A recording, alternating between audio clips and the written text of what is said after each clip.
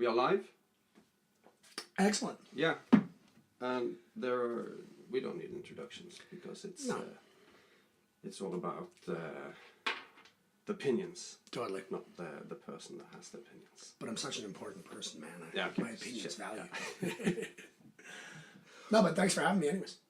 Thanks for coming. Cheers. Cheers.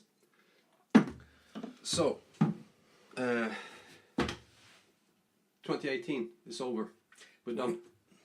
We had a fucking great year with games. Well, we did. For me, it started with... Well, actually, it started in 2017. Mm-hmm. I got Neo and Shadow Complex for Christmas for myself. But I didn't really finish them until 2018. And it just continues with... it started in 2017 with Bloodborne. Mm-hmm. Got me into the Souls. Wish I'd tapped those. Well, there's always time. Fully. You never... you don't get too old for Dark Souls. But no, that was perfect. But we had many highlights. And I know mine, but I don't know yours. So please tell me. Well, I mean, it was funny because when we started talking about doing this, I started thinking back and going, what are my gaming highlights from 2018? And it made me realize that I feel like I actually had a bit of a weak year in 2018. At least the beginning. After about the summer and now this fall have been mind-blowing for me. But I guess it started out with, I don't remember when it was released, but I think the first thing that really got me, I was trying to keep on pushing the Destiny 2, but it was burning me out because that's what Destiny does to me. And I got these hints of this Sea of Thieves game. I like that Destiny burns you out. Oh, just for if you take it out of context. That too.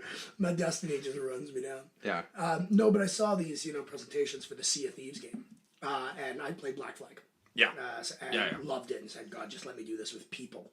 And I saw the presentations, and it looked amazingly fun. I played the beta, and it was fantastic.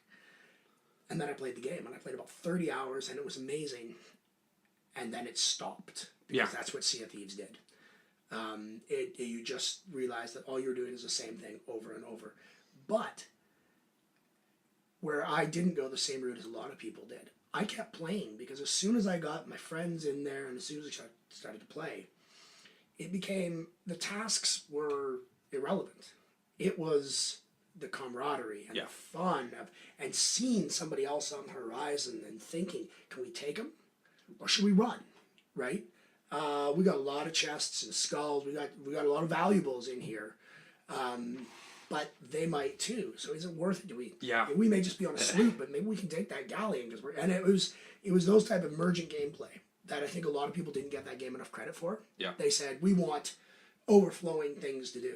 And I think Rare, you look back on some of their early reveals and conferences and stuff like that, they always stressed that this was a player-driven game, that this was a game that was meant to be played socially and with people. This wasn't for you to go and be a pirate on the high seas.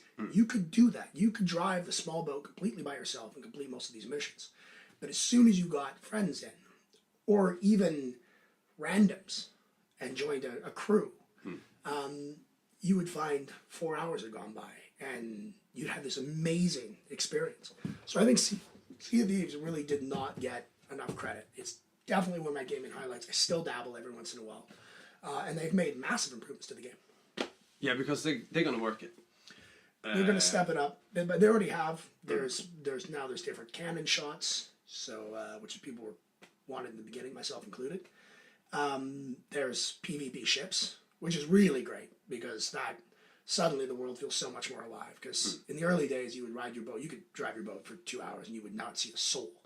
Now there's boats that come out of the mist, skeleton boats, and it's a lot more fun now. And I've seen some streams of it, and one thing I really thought was really cool, it might have been a different game when I think about it, but I think it's this one. Yeah. when you get a treasure map, you see the shape of the island, and then you need to go to your map in the ship and find that island on that map, and kind of just follow the. Well, and it's even more involved than that, because when you're by yourself, you're up on the poop deck where the steering wheels are, where the command center. And then you don't see the map from there. Well, you can, but you have to let go of the wheel, turn around, and look down on the physical map, right, down below you, to make sure your heading is right? And you have to look at your compass to constantly be checking. So that was the type of stuff that really got me. When you put yourself in a galleon, a 4-man crew, you have to have one person who's at the map table, right? And going, okay, you're going to hit south by southeast. Okay, if you hit, if you go a little more east, you're going to go around this island. And since your wind is blowing in this direction, from a northeasterly direction, you'll catch it, and then you can maybe fire back again. And then at the same time, as one person's down there, you have somebody on the steering wheel, 2 people manning sails, because you got to be catching the wind, you got to be lowering them and singing. And it did a really, really good job of making you feel like you were driving a pirate ship. You actually had to care. It was not just this auto travel, get in your boat and go somewhere. You actually have to pay attention to what you're doing. Yeah, and when you have people with you, you feel like you are you feel like team a crew. Of pirates. You feel absolutely like a crew, and that they got completely right. And a lot of people, one of the comment, well, what if I don't have a lot of friends? Well, I'm sorry, but then this is maybe not the type of game for you, right? Like people who don't play online games. I'm sorry, but and that's not a problem. If you don't want to play social games, that's fine. But then maybe something like Sea of Thieves isn't for you. Exactly. And that's okay. Yeah, you should recognize the fact that maybe that game isn't for you. Exactly. I'm not a social gamer, so I can watch it and I want to play it, but then I also have to think that, but I need someone to play with. Totally. And then that's where it and loses even me. playing with close friends in that type of environment, it's different sitting in couch co-op and doing that type of thing. Yeah. But as soon as you put on that mic and you have to sort of blather through a microphone, it changes the dynamic, and even I feel that. Yeah.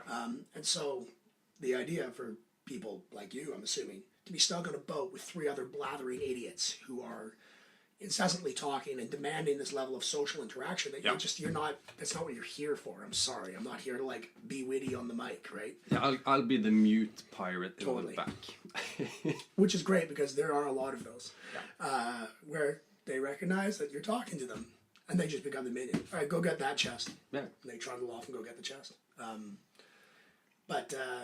So I mean, it was a really, really good game, and I really liked it, and I still dabble. And at the same time, it's an incredibly slow game. So it will, you're going from one island to the next to try to find a treasure. It takes so long, and So have they gotten different enemies now? Because in the beginning it was just like skeletons, just right? skeletons. Still Or just other skeletons and pirates. sharks and other pirates, right? Yeah. But I mean, that was one of their failures. They really should have found a way to condense the servers so there was more pirates. And they've done a good job in the interaction. You can now lower sails, like communication sails, so you can fly the colors to let people know you're going to attack. Or, if you're just a peaceful ship, you can put it up and people respect it or not. That's up to them. But at least there's more communication. Every zone is like PvP. There is no safe zones. You can be parked at the port, and people can drive up and sink your boat right there. You're not on it. You just get back, and then it's or you can be running your chests back and forth. Well, but I mean the boat comes back. You can spawn your boat back anytime you want. That's not a problem. But that to me is part of the charm, because it's very real. You arrive in port with all these goods, and if somebody saw you come in and you're off doing something, one guy might just jump off the boat, climb up the side of your ship, and see what you got, right? And pick it. And just pick it. And just all of a sudden you come back and like, didn't we have more chests? This happened to me where we didn't even realize it, but there was a guy who was just in the water. And his buddies watched for us to come when we were coming back. Yeah. and he jumped off, and then we would grab some chests because we had lots of chests and these skulls and stuff like that. And then he would crawl back up, grab as many as he could before our next turn. And when I watched the recording of it afterwards, because I record a lot of my gameplay, he stole 4 chests and 3 skulls off of us, which is like a decent amount of money. It's a way of playing the game. Yeah. And it was, and it made me really happy to see that this guy had done this. He'd found this system. Yeah. I've jumped overboard. I've had ships chasing us, and I've jumped overboard and then climbed up on their ship, and so they're pitched battle manning their cannons, and you go downstairs and start messing up their ship down there, and they don't understand why the boat's getting lower and lower and lower. So emergent gameplay, it was amazing. Structured gameplay, nothing. Literally, there was nothing there. There was no story. There was no... There was one streamer who came to the end game and found out that it was literally nothing. Like No Man's Sky, the first outing. Pretty much. Yeah. Pretty much. It just took you a lot longer to get to the No Man's Sky. Was so much worse, man. You made it to the center of the universe. Welcome to a new universe. Yes, like, this is the beginning. I never played it. No Man's Sky was such an interesting thing for me because when I first saw any information about it, I was this looks amazing. Yeah. So I watched you play for a bit. It still looked pretty good. And then I watched more and more, and it was like, that is literally all there is. That's it. But now it's become... I've heard. Now it's else. Way better. Base building. But I don't know if you can meet other players yet. Oh, yeah. Maybe you can. Maybe, yeah, I should pay more attention to the No Man's Sky updates. But I tried it with the new, before they got the underwater bases DLC. And it was really good. I played for like 30 hours and then fatigue. Yeah. Because that's what No Man's Sky does to me. Totally. Oh, and I think that's... But the hype around that game, fuck. There was unreal. And that's why... What a cliff to fall off. Yeah. Like, and the straight lies. That was the problem. Was that there was straight up lies about that game. And I'm sure we'll get to talking about gaming disappointments in 2018. Because I got a couple. Yeah. But that, I don't blame people for losing their mind. No. I was disappointed. I understand the rage. But at the same time, I enjoyed the first version of the game. I really did, because for me as an unsocial player that I couldn't meet, I was like, yeah, it's like it's perfect. It's just me alone in the entire universe, as it should be. yeah, I can see how that would groove. Yeah, but when they first showed gameplay footage at E3, what really got me excited for the game, the planets, the exploration, everything, but the takeoff. When you go from just on a planet to go up through the atmosphere and then into space, holy, oh, that was a great. It's like web slinging in Spider-Man. Well, and there's no loading. There's no. It was so seamless. No, that was what got me. All the mining for crystals, all this. It was just the idea that I can get in my ship. I can literally look at a shining thing up there, and I can go. It's Skyrim to infinity. Man, because I can leave this terrestrial plane and seamlessly disappear into the cosmos, and that would have almost been worth the price of admission for me alone. Is just that, because that was a feat in of itself, and I think that they need credit for that. How connected the world actually was. Yeah. But then when you see the time that you need for travel from planet to planet without using any warp speed or hyperspeed or any, then it's like 3 days. Yeah. And then you understand that, of course, there's no loading. Yeah. When I'm traveling from planet to planet, that's also when loading, right? Loading. Dark skies, and that's easy to pop up. But yeah, back to Sea of Thieves. Yeah. No. Did this type of game start with Sid Meier? Pirates? Well, yeah, except for that Pirates never had any multiplayer. Yeah, that's true. But yeah, no, Sid Meier's Pirates was the first pirate game, and man, did I sink some hours into that. And I would still happily play that. Yeah. But it was Sid Meier's, and then it was Assassin's Creed 3 actually that had the first you are a pirate on your boat. Yeah, that was when you were talking, I was thinking, yeah, that kind of was Assassin's Creed, but then I kind of went further back and Sid Meier. But yeah, Assassin's Creed 3, the best part of it was by far the boat. So much that they then built Black Flag around that, and then just made for the 360, which, by the way, so much credit to Microsoft for that. That was the craziest idea, that they would go, 360 owners, here's a game that's for you. This isn't on Xbox One. It might be backwards compatible, but this is a 360 game. Assassin's Creed Rogue, which was just pirate battles. That was the whole game. There wasn't a lot of assassins. There was none of that. I didn't get to play it. No, I haven't. But it was a 360 game. I mean, I may be wrong, but I seem to remember that was the hype around it. It was that... Was it exclusive? 360? Or? Yeah, it didn't come to Xbox One. Ah, okay. No, but no PlayStation? I don't think it came to PlayStation either. I don't know. I may be wrong about that. But it was just the idea of a company supporting their older system. Yeah. Was something that this is for you guys. It's not something that we're going to make like a giant game out of for the Xbox One, because we maybe don't have enough content, but for the 360, here you go. And I thought that was pretty cool. Yeah. But no, when I first played Assassin's Creed and played those pirate missions, I want to do this forever. Yeah. I want to just do this. And then Black Flag came out, and it was amazing. And I had a friend who was playing the game at the same time, and we had the complete opposite.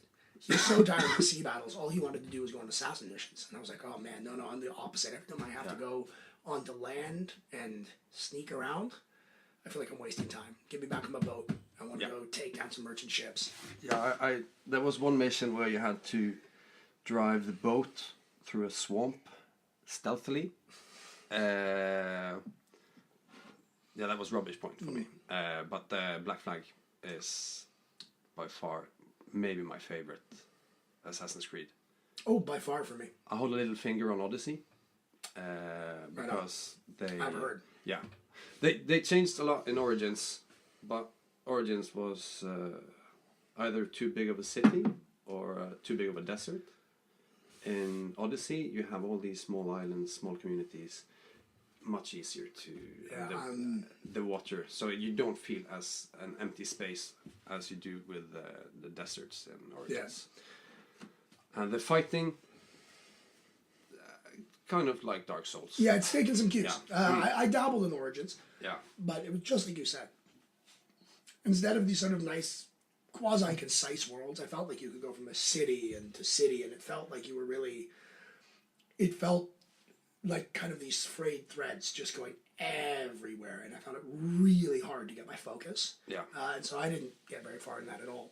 When Odyssey came out, I just kind of assumed it was going to be more of the same. Yeah. And then I've heard that, like you say, it's good. Tweaked all the systems, and people have said that, a lot of people Game of the Year, people really like it. Well, to say that it's Game of the Year when you have like Red Dead the same year, God of War the same year. But I guess it's different strokes for different folks. Yeah. If you like Ubisoft games, that would be the Game of the Year. Because every Ubisoft game is the same game essentially, whether it's Far Cry, Assassin's Creed. It's go here, find more things to do the things, go to another place, do those things. They have a blueprint they follow. They have a blueprint, and I mean, call them unoriginal. It works. It's nice it's like coming home. Exactly. It's like being able to sit down, having your mom's home-cooked meal. You know what's coming. There's no surprises.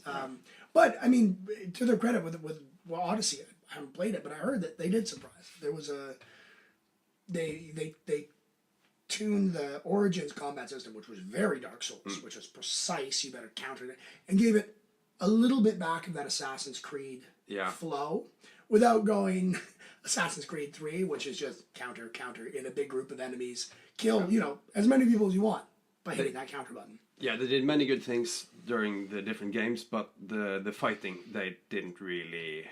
No, they became too obsessed with you being the ultimate badass always. Yeah. And combat just lost any danger whatsoever. Yeah. The animations were cool as hell. Yeah. But No, you wanted to feel, you know, like we had a brief conversation about that. How Arkham changed fighting. Yeah.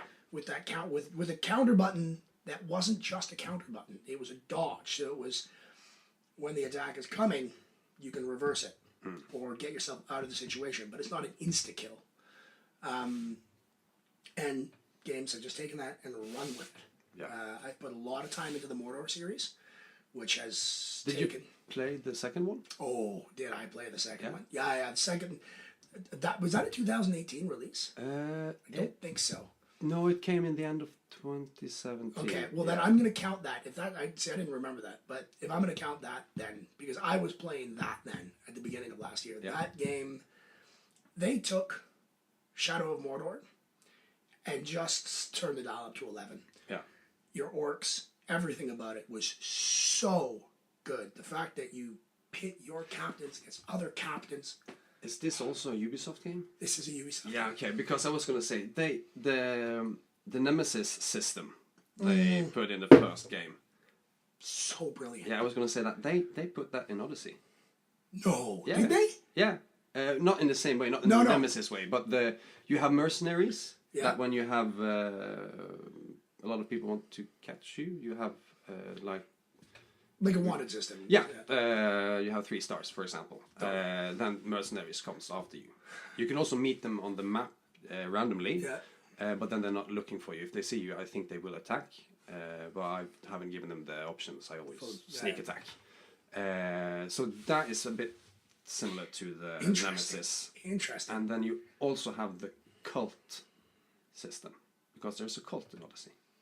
Really? Yeah, I'm not going to go too much into it because it kind of goes into the story a little bit. Yeah, because I will play Odyssey at some point. Yeah. Buy it when it's cheap, because then you save money on a good game. Yeah. Yeah. Oh, I'm all about the top in the sales. Yeah. But then if I can transfer over to, because that Shadow of Mordor, that Nemesis system, is one of the coolest systems I've ever seen in a game. The fact that any minion can kill you. Yeah. And when they kill you, they go up in rank. And everybody who's played any of those games has had their guy. Yep. My guy was a guy called Nuzog the Poisoner. Do you remember him? Do I remember him? Oh my, we fought so many. I killed him 3 times. Because they don't always die. That's the crazy thing. Unless you've totally cut their head off. Yeah. You can dismember them, and it says they're dead. This is the first or the second game? This is the second game. Yeah, okay, yeah, because you killed them in the first one. The first one, it had a little bit of that. Yeah. Where you would think you killed a guy, and he would you shot him with an arrow in the head, and he'll come back with a bandage over that side of his face and reference the way you killed him. Right? You shot me from afar, and now he's immune to arrows because he's learned. Yeah. Because that's the thing; they build immunities. And once a guy has killed you too many times and you fought him too many times, they become immune to goddamn everything. Nazug could not be shot. He could not be countered. He could not be finished. He had a big-ass shield, and his weapon would kill me in 2 shots because it had so much poison on it. And we fought so many times. And then I killed him, and he actually died. I was genuinely sad. Yeah, you felt empty. It was. I kept waiting for him to pop up. I kept waiting for hear that voice. You now know why Batman would never kill the Joker. Right, there you go. How would you live without him? That's that great line in the end of Dark Knight. I think we're fated to do this dance forever and ever. But no, Shadow of War and the base battles. When I first saw it, that they were putting the base battles in, I think you're overcomplicating a good thing. I was completely wrong. They were phenomenally fun because you could approach them in so many different ways. You could be the one-man army that is Talion and smash through. Yeah. You could trust your generals. Actually choose the right general so that if you see that they're going to have the hounds, the wargs, I can't remember what they're called actually, coming out. Puppies. The puppies. Yeah. Then you would have your guy who was a hunter, and him and his crew would go out there and javelin the hell out of these dogs and just annihilate them. Yeah, I saw they showed footage of that, and that was the one part of it that I wasn't sure if it was for me. But it's good to hear that you actually enjoyed it and it was a good Absolutely, thing. I really enjoyed it. And then the big boss battle where you fight the overseer of the keep.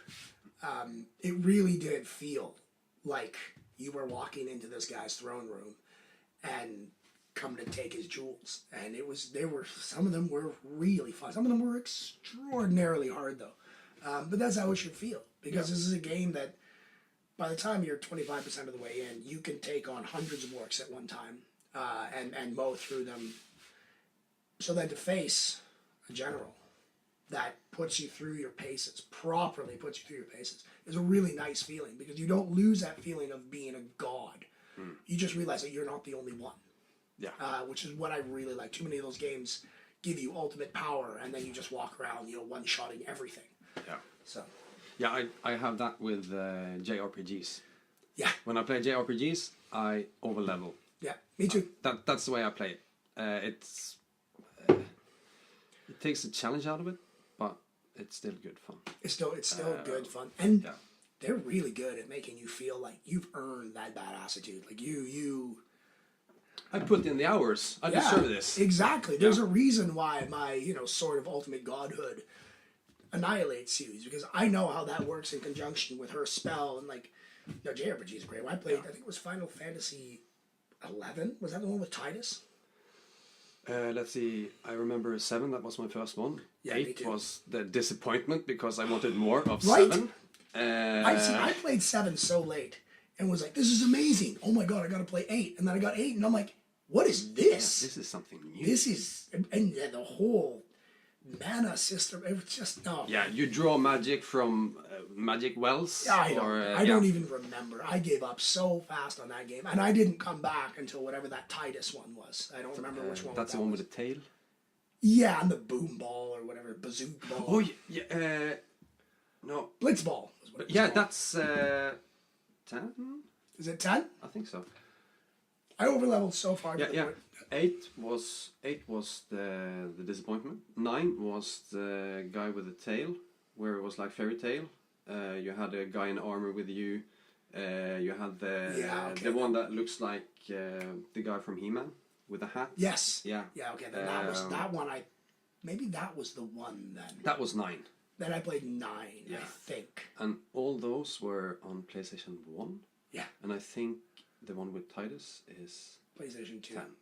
Yeah, 2. Sorry, yeah. Okay, maybe you're right. And that was also the first one where they talked. Yes, that's right. Where you had dialogue Yeah. for the characters. That's right. I'd forgotten about that. And the worst, cringiest moment in video games when they're shout laughing together. It's horrible. Yeah, well, those are all translated into English and Japanese dialogue. I'm a guy I watch a lot of anime and I really enjoy that type of stuff. And the translation is something. Just leave it in Japanese. Read the subtitles, man, because it doesn't translate well often. But that actually brings me to another highlight of the gaming year for me, which is Dragon Ball Z Fighter. I have no relationship to that. I've seen the movie with Yep. Shoryun Fat. No, oh god, no. And it was a movie. It was a terrible movie. My God, did they? That's one of those movies you go, wow, you guys just missed the point, didn't you? You translated it into English. You made it. They took the names, Yeah. and that's about it. Because nothing about that movie has anything to do with Dragon Ball. But I've been watching Dragon Ball. It's been going on young. for. Well, how it's well, yeah, they've gone into Super now, but there was a big lull after. Yeah. The history of Dragon Ball is long and convoluted. It makes absolutely no sense. But I really enjoyed Dragon Ball Z. It was the first first anime I really kind of dug, and I followed it through the years. But this is a versus game, just. Well, every other every other sort of manga-inspired, anime-inspired fighting game has been in these 3D stages. Because it makes a lot of sense, right? You want to be able to, especially with Dragon Ball, you got to be able to fly. That's all part of their thing. Shoot energy blasts far away. So when they made this game, it said it's a 2D fighter. that's ridiculous. Why would you put these characters in a 2D fighter? These like that use immense areas of space. And it looked beautiful. It looks like animation from the newest animation. It looks really pretty, but I had no faith. And then I sat down with it once. I was like, this is amazing. Somehow this on a 2D plane feels more like I'm living in the Dragon Ball universe than any of these 3D fighters. I've tried this other game called Dragon Ball Universe Xenoverse 2, where you create your own Z fighter and yada yada yada yada, and it's good fun, but I guess it's a bit twitchy for me. I don't have that like 7 different button combination just to target a guy and then zip towards him. So the fact that I could put Super Saiyan Goku 3 against Frieza and just smash them together and feel like Goku, amazing. Yeah, was it just released a new one, or is it? That was the last one that got released was Dragon Ball Fighter Z. That was in the end of last year. Or is there one coming now, early 2019? I don't actually know if there's another Dragon Ball game coming. I don't know. That one came out. I think that came out about halfway through last year or something. I don't have it. I just got to try it with somebody else. But that's definitely, and it's nice to see sort of new old games come back. The idea of the 2D fighter. I mean, we Street Fighter's still obviously big in esports and whatever that, but there's so much focus on the 3D arena. Yeah. So it's really, and Marvel vs. Capcom 3 just bombed. That game didn't make much sense. I haven't really the versus genre. I kind of just fell out of it. And I think that's one of the things is you do or you don't, right? Yeah. The highlight for me, Tekken 3. That's when it peaked for me, and then I kind of just lost a little bit of interest. But I tried Injustice, Gods Among Us, which is the same people that made Mortal Kombat. Oh yeah. And my big problem with that, for me Tekken is the highlight. So these are the 2 games. They are kind of slow. Yeah. Tekken is very quick. It's like bang, bang, bang. Oh bang. wow! See, I would say the opposite because Really? to me Tekken was. I mean, correct me wrong, but Tekken was like you literally had left fist, left foot, right foot. Yeah. In your combos and stuff like that, so it mattered what you pushed. It was like a Dark Souls fighting game, whereas Injustice is Twitch gamers. It's juggle combos and bouncing people off the sky. That's why I could never ever compete in that game. It's probably that it was more complex than what I was used to. Probably. So that's when I just kind of pushed the X and the square. And so. Yeah. But I mean, the first one, I played the second one of it, but the first one, you could get away with that. And that was, I always think that's a good hallmark of a fighting game, that a complete newbie can still have fun and feel like a badass. But anybody who's really put in the time and invested will know the counters and stuff like that. But Injustice 2, I tried and I just couldn't. I don't know what happened. The controls were wonky. I don't know what it was. Sometimes you sit down with a game and you're really excited for it and you just play for like 20 minutes and you're like, I'm not connected. Like there's a barrier between me and this game, and that's always so heartbreaking for me. Yeah, totally honest, I had that with Red Dead. Really? Yes, but that was my fault. Because I looked forward to Red Dead 2, but I looked back on GTA 5 and how that worked without thinking that, no, this is a Red Dead game. Yeah.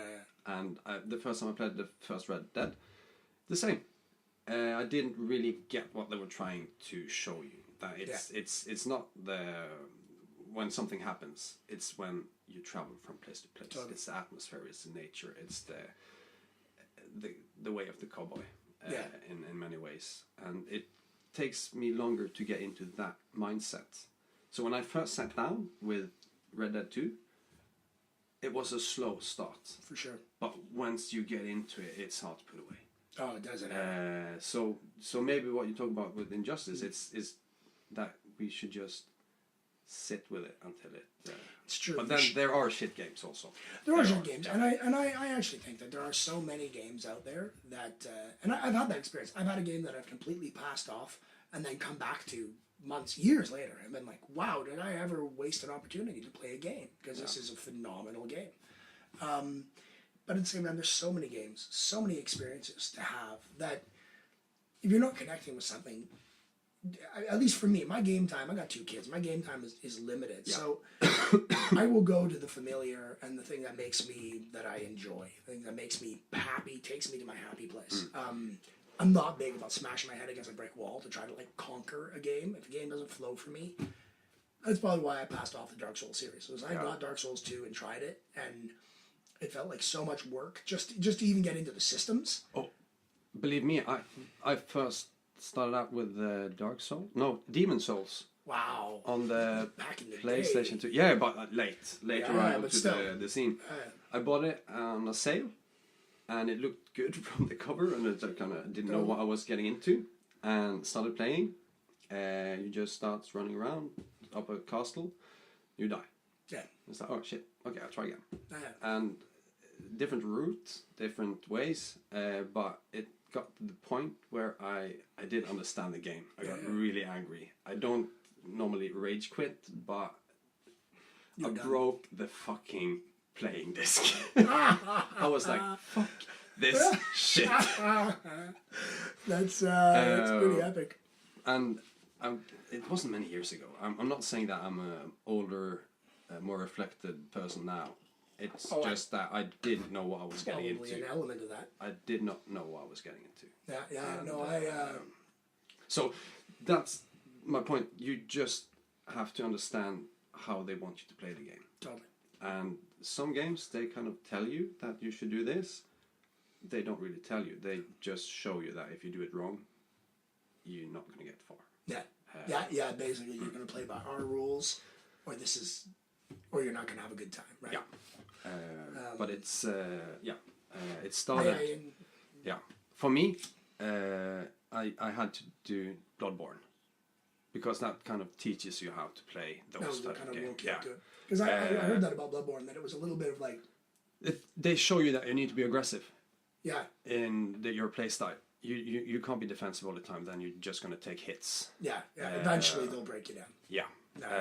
And they showed it.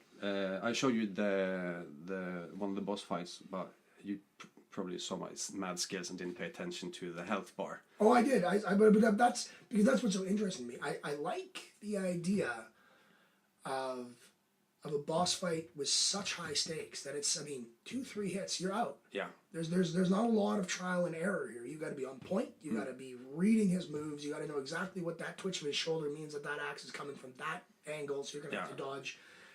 And I respect that. I'm no good at it.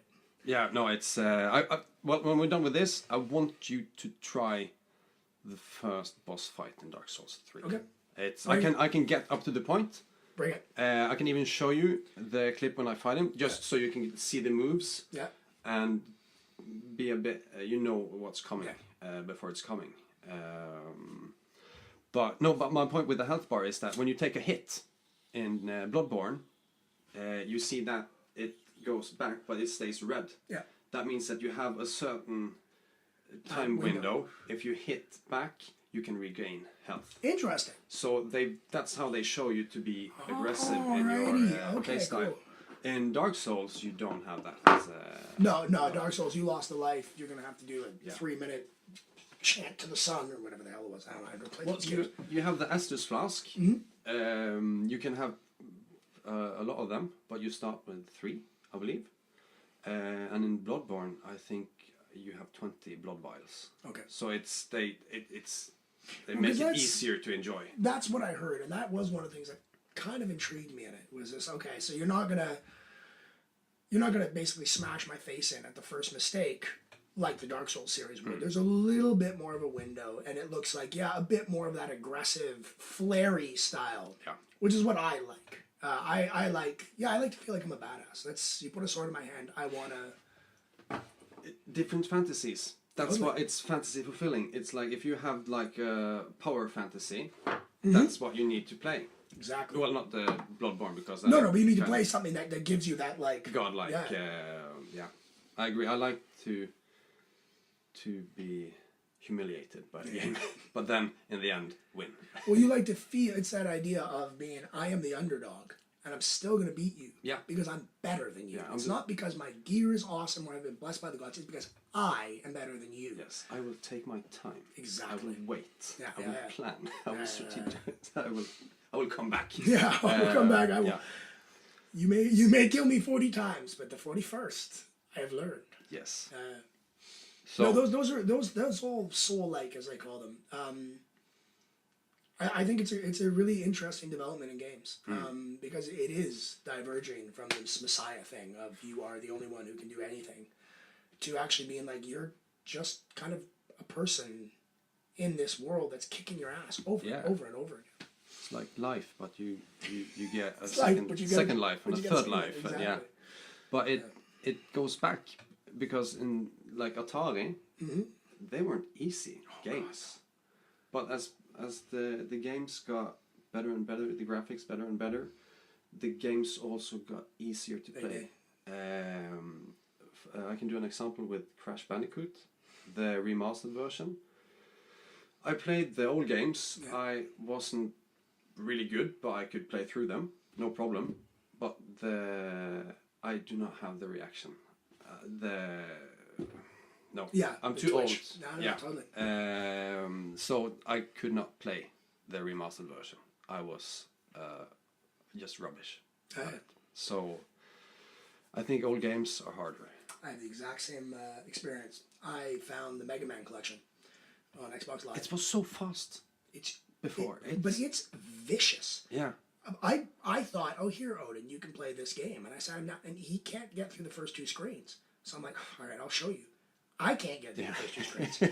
It's the most viciously unforgiving game.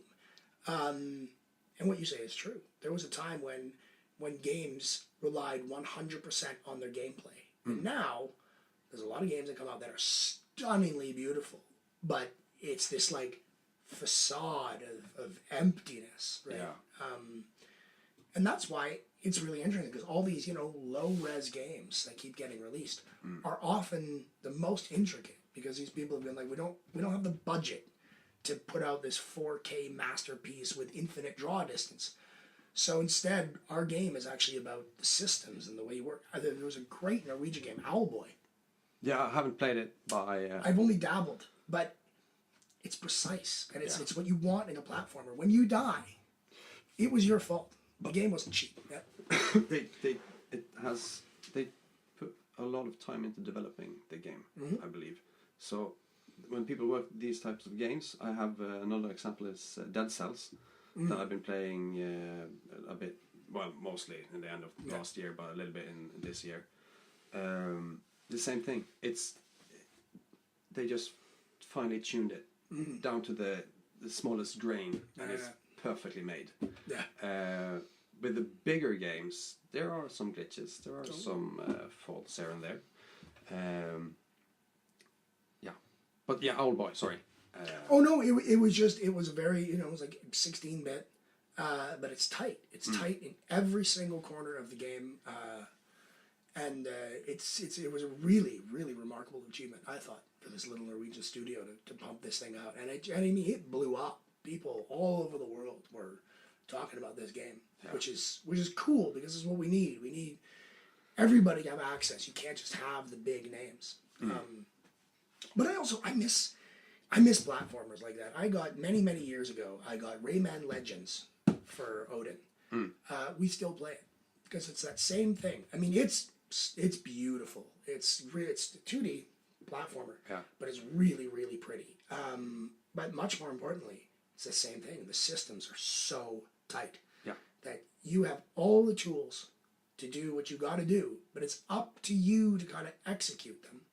And one of the amazing things about that game is it uses music cues a lot to teach you the rhythm, because there's entire levels where the whole thing is you just run as fast as you can through, but at the same time you're jumping, bouncing, hitting, and they'll put it to music. There's one that's set to "We Will Rock You," and even for Odin, he gets the rhythm, right? Of this dunk. Yeah, I mean, the first instrument we played were probably just banging on something. Exactly. So rhythm Yeah. We get rhythm in games what- went really well. Yeah. But that is, I recommend anybody who wants to have a good platformer. Rayman Legends. I mean, you can play it 4-player on the same screen at the same time. Yeah. It's mental because you can't see what's going on anymore. I do think I have it. It was free on that's how PlayStation I Plus, got it too. so I just kind of I want this. I'm not going to download it, but it's in my library, so I can get it when I want. I probably would have never touched it if it wasn't that Odin had started to play it. Yeah. And then that game is what trained him on video games. When he first started playing that game, he got so angry. That's probably also something a bit cool when you see your kids such a getting trip, man. into something that you're also into. Oh, and our generation has this crazy privilege that we literally grew up as video games grew up. When we were young, there was the Nintendo, right? And everything was this, and it taught you, some level of button coordination. The first joystick was like a stick and maybe a button or two. But the first gamepad with the Nintendo? Yeah. Red and... No, A and B. A and That's B. A and B, start, And, select, and a direction button. But think of the amount of different games you played with that. You played Zelda, you played Mario, you played multiple Marios. And then we evolved into something like the Genesis, right? Yeah. Or the Super Nintendo. All of a sudden, we were taught how to use more buttons at once. Yeah, the right? Super Super Nintendo Nintendo, introduced thank you. 4 more buttons from 4 the... more buttons. Yeah. And I mean, that's... What are you going to do with 4 buttons? What do you need other than jump and attack? Like, what could you possibly use? And yet, here we go. And then we're entered into the 3D sphere, where we're taught how to orient ourselves in 3D spaces, controlling the body and the head independently, and so on and so on. So, my son, when he sits down with games, to me, the 3D world is so intuitive. And I get it so much. For him, it's just... You don't have to look at the joystick. You know where everything is. I know where everything is, and I know what it feels like to... Like, I can run left while look right. Yeah. Right? Type of thing. You put Odin in front of that, and it's way too much to process. And of course it is. Right? But we don't think, because we literally grew up with these systems. We watch them evolve. And now you plunk these kids in. And of course, I mean, the kids can adapt to anything. You look at Fortnite these days, right? Yeah, but you have the mobile games and the iPad games where it's intuitive. They know what to do. But then it's just a screen. You're just going to touch the screen. I brought the Super Nintendo Classic to my father's place for Christmas. And I thought my 6-year-old sister, I'm gonna sit her in front of this, and she's gonna just, she's gonna rule the games. She didn't. No. She had problems with playing it because it was hard. Mario Kart. Oh God, Mario Kart's brutal. Yeah. Because I had it last Christmas also at my mom's place, and me and my sister and my cousin. My older sister, she's like 30. So she kind of grew up with the video games as well. But we sat down, we're going to enjoy it, like nostalgia. But like Crash Bandicoot, it was just too hard to play. And especially with, you can do Super Mario. It's fine, it's easy. Mario Kart, first level, okay. If you try anything else, you're going to struggle with it. Totally. But if you try the other games on that console, you just forget it. Contra Force or something, I think it's called. It's too hard. It's like Demon's Souls. Contra Souls again. Always vicious. Yeah. From the original Nintendo, Contra was just a mean game. The first level tricked you into thinking you were this gun-toting Arnold Schwarzenegger badass, and then as soon as you face that first wall, and bullets and missiles are just coming everywhere, and you're jumping, dodging, it's like, oh, you lied, you dirty bastard. So I enjoy having the classic, but I enjoy having it in the box and look at it. Well, there's one game on that. I think it's called Kirby All-Stars. Yeah. I played the living crap out of that game. I played all the way through the story, and I played all the mini games, and I loved it. My first experience with Kirby was on the Game Boy. And that was fun. But then you get to Kirby All-Stars, which has all these like mini games. Superstar. Sorry. Yeah, and one thing that I really look forward to play once I start playing it is Earthbound. I've never even heard of it. It's you should check it out on YouTube just to see Okay. a little bit what it's about. I had it on emulator when I was younger and played it, but I didn't get the save. Yeah. So yeah, like my first PlayStation, I bought it without a memory card, and I played Final Fantasy VII from the beginning so many times. Oh, I mean, my first console ever was I bought for like $50 when I was, I don't know, 17 or something.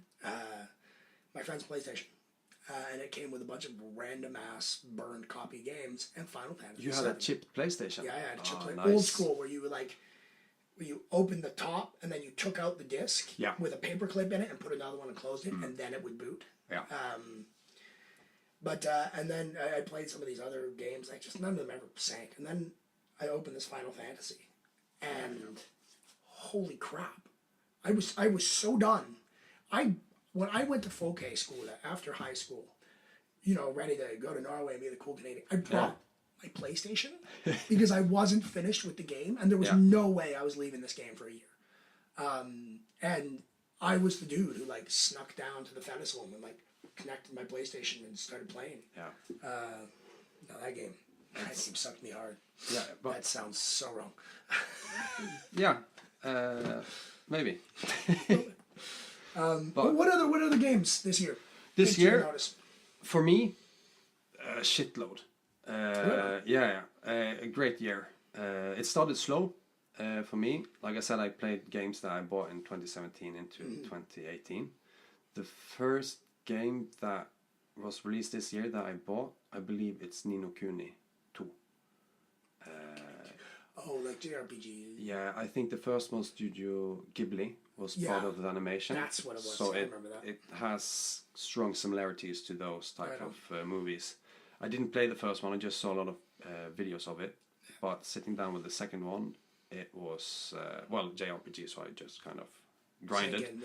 The battle system was maybe a bit too easy, but then when you get into where you have to strategize, don't get greedy with the hits and dodging from Dark Souls and Bloodborne, sometimes when the battling is easy, you get bored of it in a way. You can always go up in difficulty, but I'm a medium.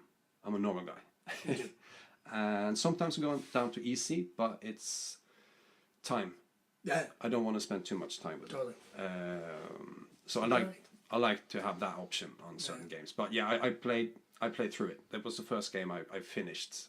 Once from I started it to I ended it, I was finished. That was it, Wow. Most games I start, I maybe take a break from it or start something else and come back to it. Yeah. But that was the first game of the year I played from start to finish. Right on. Like 2 weeks, I got through it. Wow. But that's the benefit of no children. Yeah. No. But I can't play after work. When I'm done at 12 o'clock in the night, if I sit down to play, it's 4 in the morning. Yeah, but you get excited. You can't turn it off and go to sleep. You need to have an hour to just kind of calm down. Absolutely. So now it's always I wake up, make coffee, I sit down, 2 hours at least. And if I have terrible, man. Yeah, it's horrible. Just 2 hours. But a day off, sitting the whole 8 hours just playing. I miss those days. I mean, I love my family. I would never sacrifice my family. But the days to be able to sit down and be like, this is my day. And I get those every once in a while. Yeah. But you probably appreciate them more than I man. do. I take them for granted. They go so fast. That's my problem. But I would say that 2018 is the strongest year in a couple of years. For me, it ended real strong. Where I'm a big Forza Horizon, which is open world driving. Yeah. And as soon as I played 3 to death, as soon as they announced 4, I pre-ordered the most ultimate super deluxe edition you possibly could, because I'm like, you take all my money, because I trust you as implicitly as anybody can trust you. Whatever you want to give me, I will take it. And it's, if you've played a single Forza Horizon game, it's the same thing in a different location, and somehow that's perfect. It's never any feeling of monotony or repetition. It's just like, this is exactly what I want. If I want to follow the roads in my Lamborghini and drive down the coastline, I can do that. If I want to get in my Hummer and bounce through the wilderness, I can do that too. So no, that game, I will always love the Horizon series. Yeah, Horizon is like Microsoft's. Microsoft have Horizon, PlayStation have GT. Gran Or they Turismo. have Forza. Xbox has Forza. Forza, okay, yeah, All sorry. of them, right? Yeah. Forza And then 7. Gran Turismo is the Is PlayStation one, yeah. And Project Gotham sort of alternates between. I really enjoyed Project Gotham. I had the first one on the first Xbox. And it introduced me to Kudos. Which I haven't seen in a game since. No, that was an interesting system. And the different gameplays with the drifting and the time, it was just a great driving game. But I haven't played a driving game since. I was so in and out. I mean, the Need for Speed Underground, the Need for Speed Underground 2. That's where you upgrade your car, drag racing. You are, the Fast and the Furious. Right when that whole culture, especially back where I'm from, was blown up. So I had the neon green Mitsubishi lowered with the underglow kits.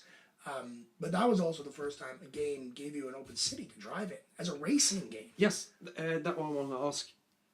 When driving games started to be open world, that really changed a lot for those types of games. It's quite a big shift. You have all these games that were like, choose your race, choose your course, and race it. You'll unlock better races. But the idea that here you are in a city, drive to your own race, play with your, have fun with your car. And Need for Speed Underground, when they did that, it was like, my mind was so blown.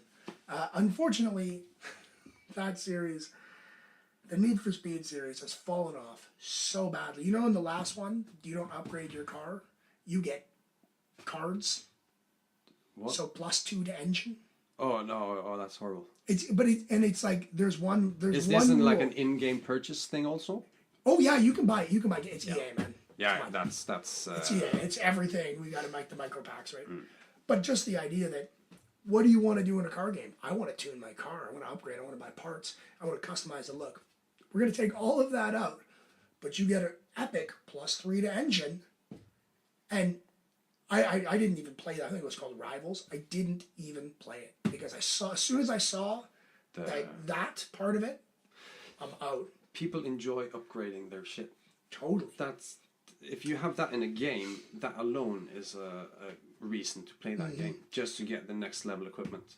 And grinding, exactly. But also the making stuff yours, and that is one of the reasons the Forza series, especially the Horizon series, grabs me. You can be technical, where you're micro shift, you're sitting there with your wheel and pedals and everything, and you will get everything you need out of that game, because you can micro tune the revs on your engine so that your acceleration, so your gear shifts are different. But if you're like me, who doesn't have any clue about any of that stuff, you don't have to. You can go into the tuning store, and other people who have tuned their cars have posted it. So I can be like, I want an A class that's good for off-road for my Mitsubishi. Boom, download this guy's tune, and it works really well. And then there's a whole economy around that, where every time you download that guy's tune, he gets a little bit of cash in the game. Cool. So yeah, it builds a community also. It builds a community also. So you have the casuals like me with the hardcores, and everybody's living in the same space. Yes, you benefit from the people that really put a lot of time into without the game. Getting excluded by them in any way. Are there any other games that does hit? I don't know. I don't know that there are. There's none that come to mind. But it is really one of the most phenomenal systems. Same with the paints. So you can become. If your thing is designing a look of your car and vinyls on your car, in Forza Horizon, you can do that, and you even get better rankings. You become like a pro. And when people look up the top rated vinyls, all of yours come up. And every time they download it, you get more money. So it's a pretty crazy micro system that they've built into these games. Cool. And then there's people like me who just download everything. Yeah. Get other people's tunes and other people's paints and have some sleek looking cars. It's an absolutely ridiculous looking. At that time, you're contributing to their enjoying of the game because they get something back. Exactly. Burnout, wasn't that a driving game? Burnout was a great drive. Burnout Paradise. But my problem with that is that when you had a certain races that went from one end of the map to the other. Yeah. If you lost it and you had to restart, you had to drive all the way back. That killed it for me. Yeah, it was pretty brutal. Yeah. That was Burnout Paradise. That was also the game, though, that when you got up to high speed, it was fast. It was like you were on a rocket ship. It was too much for me. I don't like to get nervous when it's too fast in a driving game. Horizon does that, though. Yeah.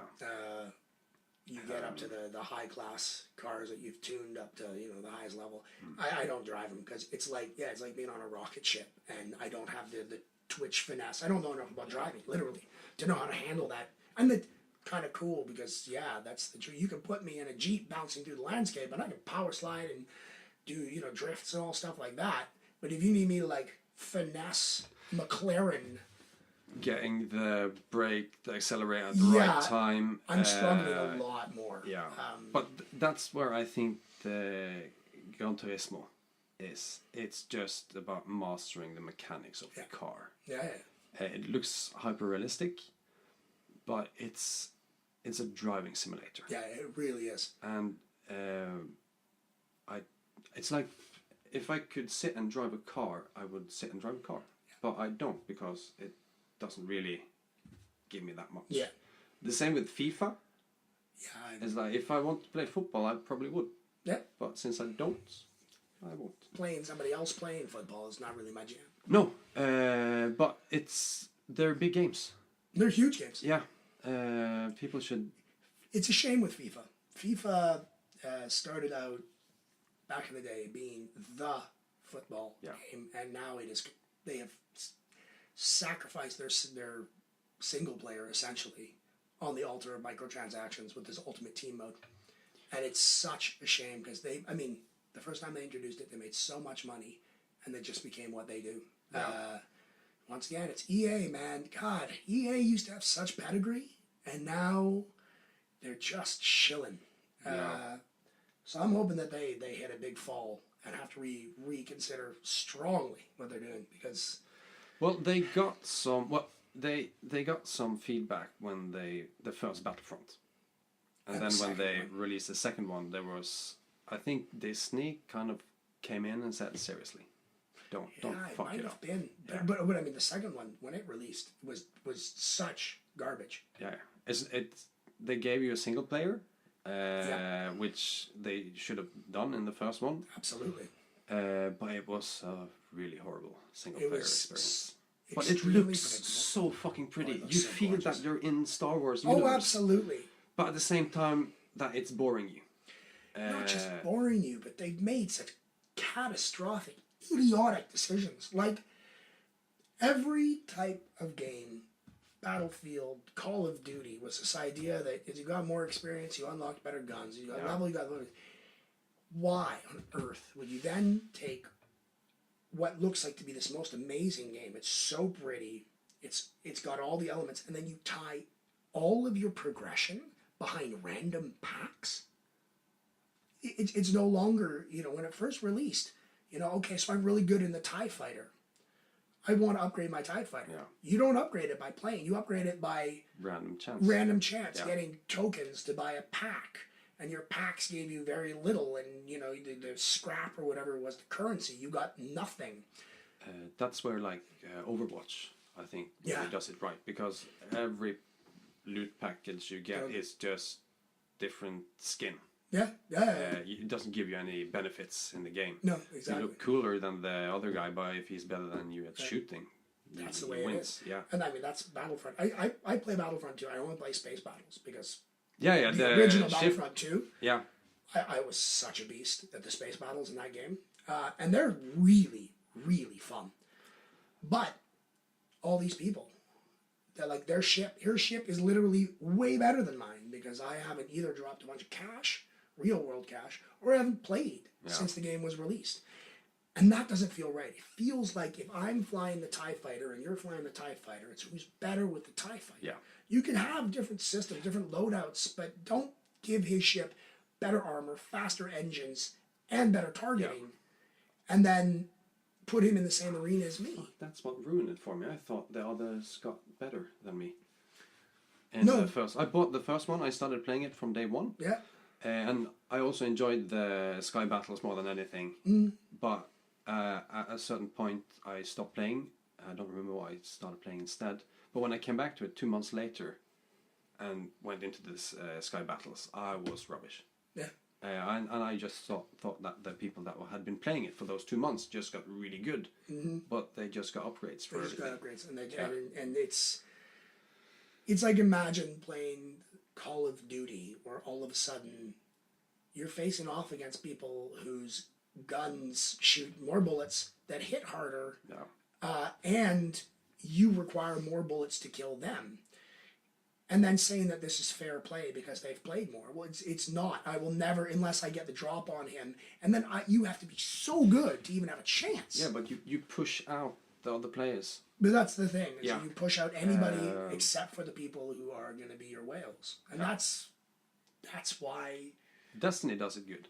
I Destiny believe. does it pretty Because- good, because when you play against other people, It's they kind of level it, right? And if they have a better gun, it's also because they grinded to get there. Yeah. They had to put in the hours, they had to put in the work to get that gun. I'll stick with my hard light because it's easy Hard to Light 2.0, get. baby. Yeah. Oh my god. I have to piss. So do I. So badly. After I can. I can just edit this. Oh shit. I'm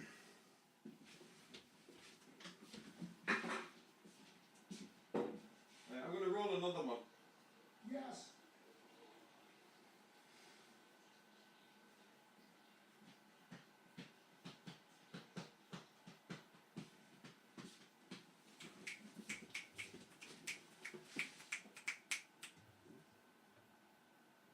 And we are back. And we're back. Yeah. So you've gone through Sea of Thieves in the beginning. Sea of Thieves was my first big pickup. Yeah. And it's really weird to me to think, but I think I went back and forth through a lot of old games. I do that a lot. Like, I have all of my games installed because I got a hard drive. So I have like 3 gigs of space, or 3 terabytes, I mean, right? Yeah, you have every library. It's ready to go. Yeah, pretty much, right? I mean, I have to uninstall every once in a while. So I go back and forth a lot. And I mean, what got me a lot through this year was actually Horizon 3, the one before. Because I mean, those games are my games where I can just sit down and tune in, tune out. I can play as hard as I want or as little as I want. But then so Sea of Thieves, and then my next big jump out. I'm trying to remember what it was, but it feels like it really was. The next big game I waited for was Horizon 4. And I disappointed myself. I haven't played that nearly as much as I thought I had. Mainly because I kind of fucked up the multiplayer. In what way? Before it was, you joined an online adventure. Yeah. And it was a series of 4 races or games. Because you had like you had zombies, like, you tag the infected and then they become infected and da-da-da. You had some really good, like, playground games, as it's called, but it was all everybody versus everybody. Some races would be teams, but it was your individual score. So when you won the lobby, which was 4 races, which meant drive to a race, do the race, drive to the next race, do that race. So it's very much in the world at the same time. You felt like you were damn good, right? And also there was an amazing social aspect in Horizon 3. You would end up in conversations with people. You'd end up in a lobby with people who are all playing together and then playing together for like an hour and a half without people dropping out, because it's a really, really good social space. For me, it was like the antithesis of you. It's lovely. I love to chat and babble with people online, especially playing games like that. Yeah, because when you're in the car, you're driving, it's easy to kind of also hold a conversation. Exactly. It frees your mind to also do other things than just... But in 4, sorry, not to interrupt, but in 4, they took all of that singleness out. You joined team adventures and you played as a team. and I didn't understand it. It's, I mean, if there's anything about racing, it's being the best, right? So this whole idea that you can suck, you can drive like crap, or the opposite, you can drive brilliantly and your team will lose. Yeah. Just took it away. But in 4 days, they're releasing Free For All again. And that, I think, will be how I hook myself right back into that game. And you're back.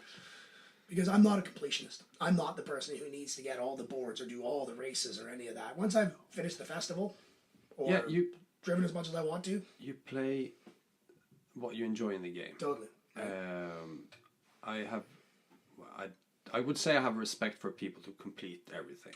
Totally, man. But Power to you. If that's how you get off, yes. Brilliant. But at the same time, how much time are you spending doing these meaningless? Man. Yeah. I mean, if you played Batman Arkham series, the Riddler trophies. Oh my god.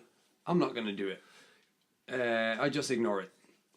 I know that it's gonna take me so much time. I just went online, I checked what's gonna happen, and that's fine. That's good enough for me. Totally. And you can fight the Riddler if you do all that in the Arkham Knight. I think you get a Riddler. Wow, fight. you actually get to fight the Riddler. Yeah. That's only like 4 games in the making. Yeah, but it's to get to that point.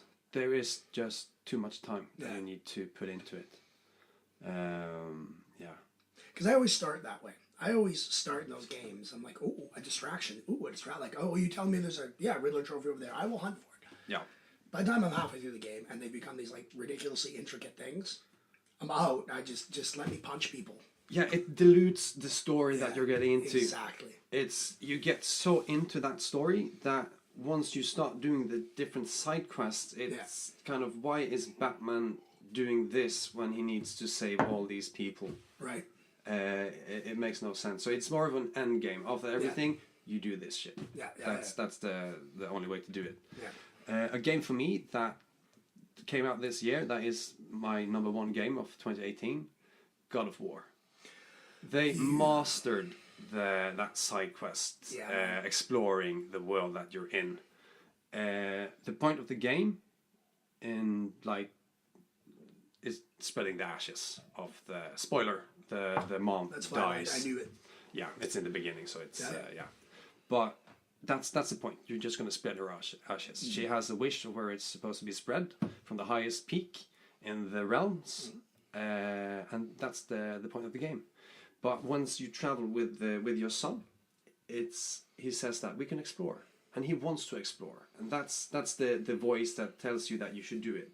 You get the father-son relationship where Kratos is kind of cold, but as the story develops, the relationships kind of gets mended. They talk about their issues, but at the same time, it's the voice of the Atreus, the son, that just makes you want to explore. You want to have these moments with your son in a way, and that's the whole dynamic of the game. It's just father and son doing one thing together, and for me, that's where they just perfected the whole. You can go and you can all do all this, and it's not going to feel that it takes away from the story in any way. See that what a feat that is. Yeah, but that game in itself, I mean, I'm maybe. Well, here's one of my biggest regrets. I've been an Xbox guy since the early days. I have never, even once, played any God of War game, and always wanted to, because you want to talk about a game that makes you feel like a god and a badass. God of War, right? I mean, the brutality of it. And I love beat 'em ups in that way, where you mowing through you can be as technical or kind of as limitedly technical as you want, but it's fun and smashy and great. So I've always wanted to play them. And then I see a new God of War is coming out. I already know it's going to be amazing. I don't have a PlayStation. I'm not going to get to play it. But to see that game was as good as it obviously is, even somebody who's never played it can look at that game and go, "This is a benchmark, guys." Like, and I haven't even played it, and I already can see right away from the game clips I've watched, even the battles, it's all a story. There's nothing in that isn't part of building this world and your character and who you feel like and who Kratos and his son. And I someday, I'm going to jack your PlayStation when I have time, and I'm going to fall into that game because it looks just amazing. And I can't believe I don't get to play it because... I think that we're seeing all this is changing with... You had the NES Classic came out, then the SNES Classic, the PlayStation came out last year. I think that 10 years from now, we're going to have the PlayStation 4 Classic. Oh, for sure, though. And then everybody can buy it totally. and enjoy but it. But it's so good. And of course, they have to have God of War, that. It's their fucking... It's the top of what they ever had exclusive for. And I think it is. And I think that is my biggest kudos to Sony and to the people making that game is that, like, that is one of the best... It doesn't matter genre, it doesn't matter... That is one of the best games that has ever been made recently. And we're in a crazy time for games, man. And for something like... To go from God of War 1, simplistic blood and bash, to that, which doesn't lose any of what made God of War special, but turns it into something fundamentally different. Just like the developers, they were like young on the first, the second, and the third game. Mm-hmm. The years between the third, well, you have Ascension that came out on PlayStation 3. It's part of the story, but you don't have to play it in the same way as you do 1, 2, and 3. But they grew up, and it was a different type of game. They continued the story perfectly, and the reason why I put this before Red Dead is because Red Dead just continued and developed more of what they already established in the first one. So they delivered more, they perfected it in many ways, but what they did with God of War was completely changing everything about how you play it. It without losing an iota of the soul. Exactly. And certain games you also recognize that these people that made this game, they had a great passion for what they were doing. Man. Yeah. Absolutely. They tried to get as most into this game as they could. Mm-hmm. They had to fight for certain things because you don't have a bottomless pit of money to develop it. But what they got from it, just perfect game. It's a real feat, and I'm happy it got made because like I said, I've never played any of the God of Wars. Already, when I look at old Kratos, I have a connection to this dude, and I've never played these games. I know his story vaguely through recaps and whatever. But the idea that you take this, rage-filled monster that's destroying the heavens, and you take this whole giant world and collapse it down upon him and his son. The idea that he has a son to begin with is fucking weird. How's this dude gonna be a father? He's a monster. I know. Do you know? Have the game been spoiled for you? A little bit. I know who the kid actually is. Yeah. At that point in the game, when you get that spoiler, it's like, fucking shit. They made a launch pad for just continuing this story into the whole Nordic Norse mythology. Oh, and that's a big selling point. I love the Norse myths, and the idea that you're gonna put them in that world, but then turn it upside down. Yes. Yeah. Where nobody is. These aren't the gods. There's not, noble Thor of Marvel Universe. This is Thor, like. Yeah, and they didn't get Thor until they didn't. See, I haven't played it. Well, no, we digress into Marvel, but for me, Thor 1, Thor 2, why? The third one is like, yes, you actually know what this is. Thor. Yeah. This is it. That's a discussion we're gonna have to focus on that because I have a lot to talk about. You have issues with the third one? Absolutely. You do? Oh yeah.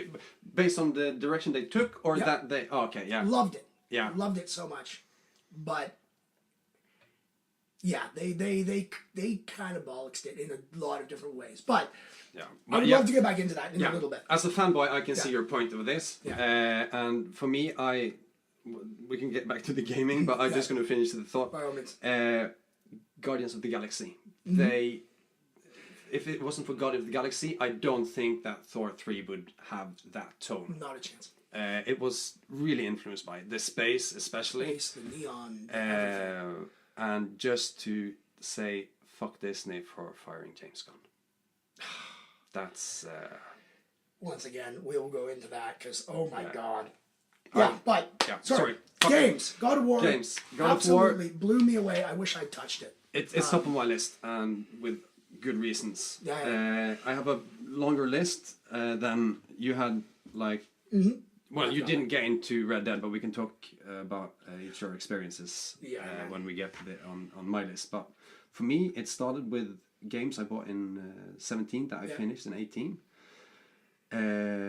But Nier Automata was something I got. Heard amazing things about that. Yeah, I got it for cheap. I got it recommended by a friend. I've seen videos of it, but it didn't seem like my type of game. I didn't understand what they were trying to achieve. I've played it. I loved it. I still don't really understand what they were trying to achieve, but it gave me an amazing experience with the game.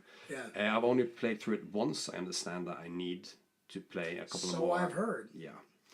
And I'm gonna do it, but right now it's so many other games that came that I got drowned in other great games. Another one for me, Persona 5.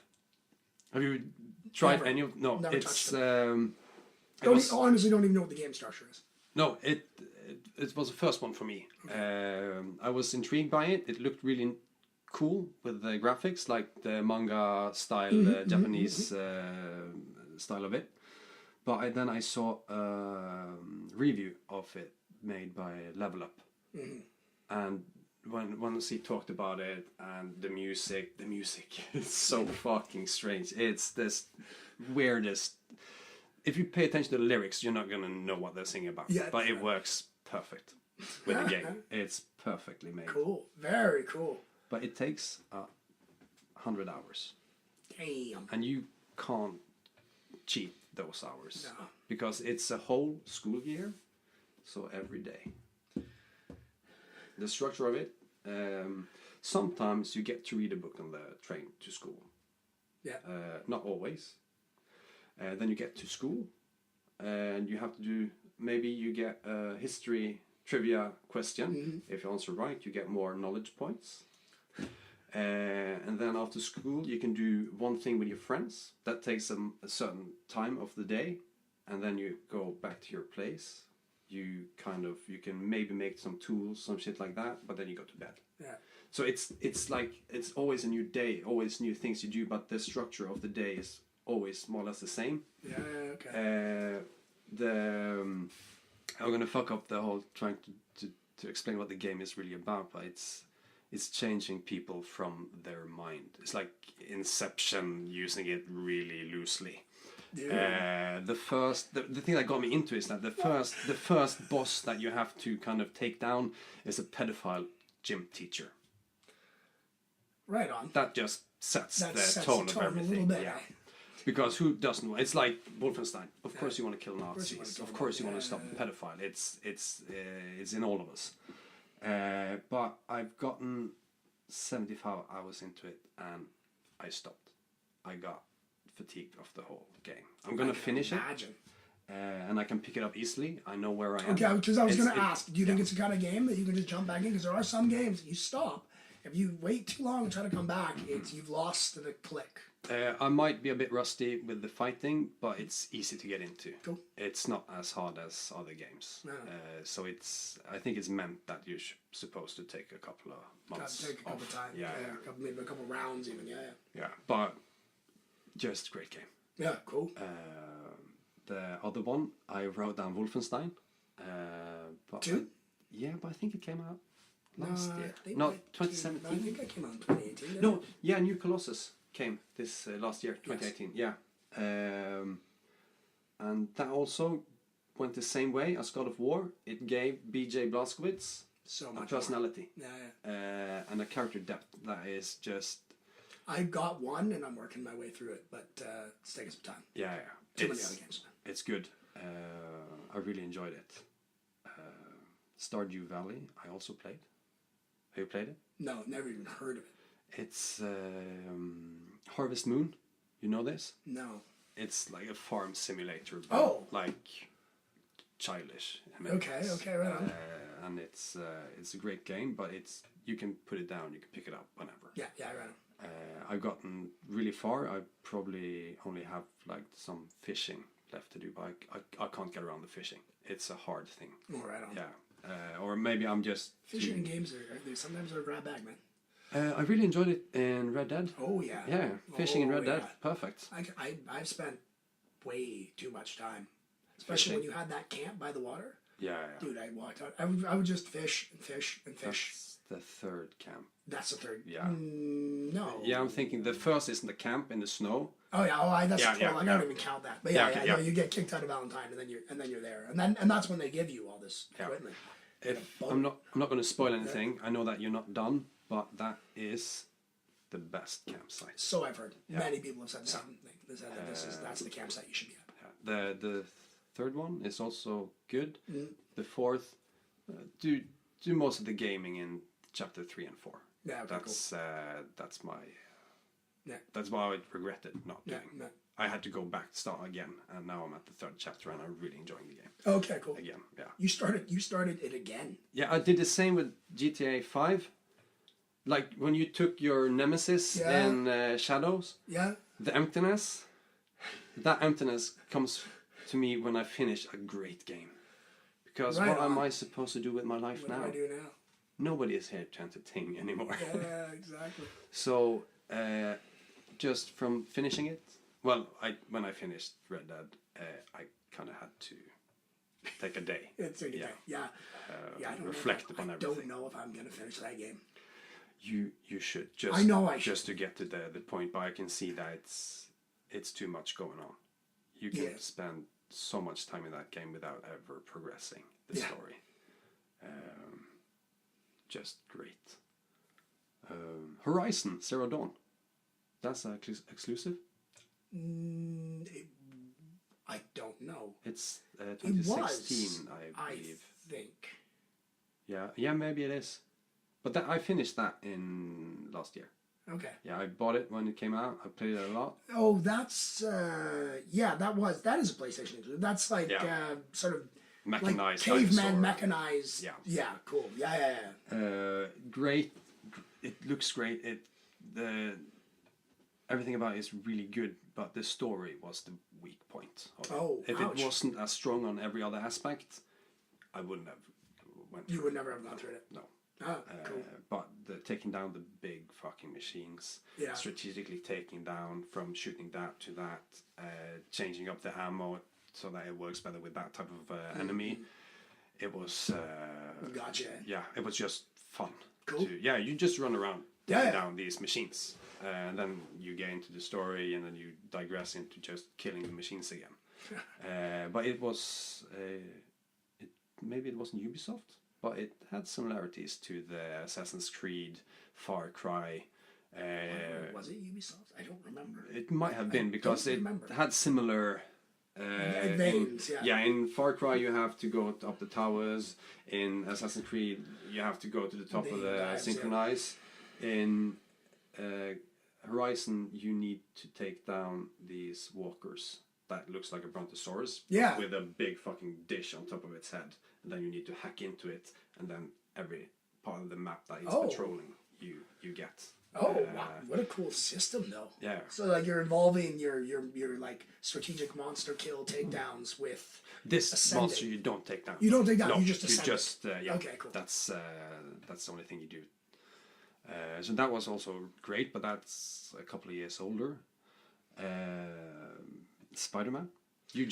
I just got to try Spider-Man. Finally got to touch Spider-Man. That game hurt me more than God of War, just because I love Spider-Man. Yeah. I love Spider-Man games. I've played the crappy ones.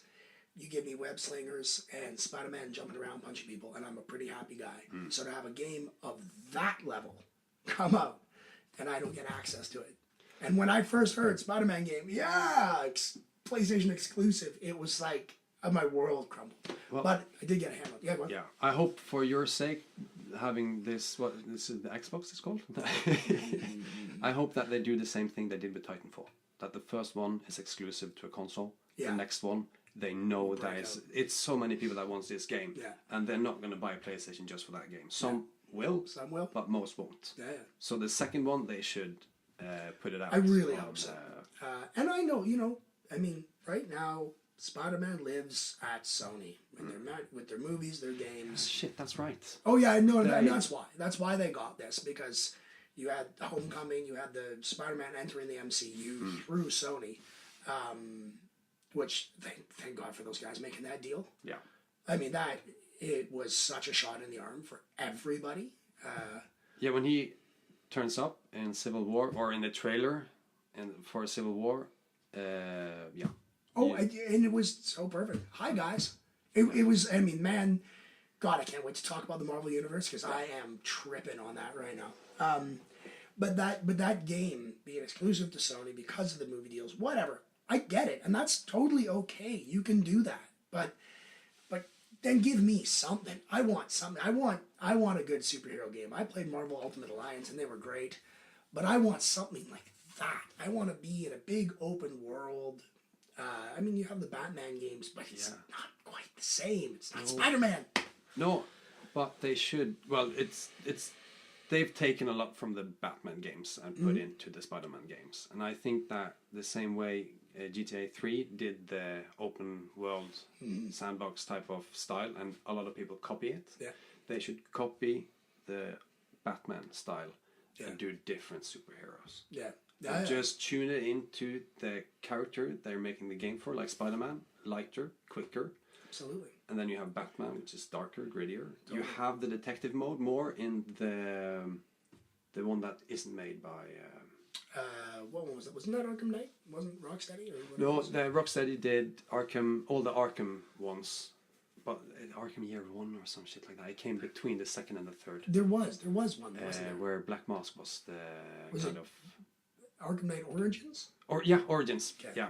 I forgot my point to that, though. They introduced more of the detective thing in Batman, which I really enjoyed about that game. That was the thing that made me enjoy it.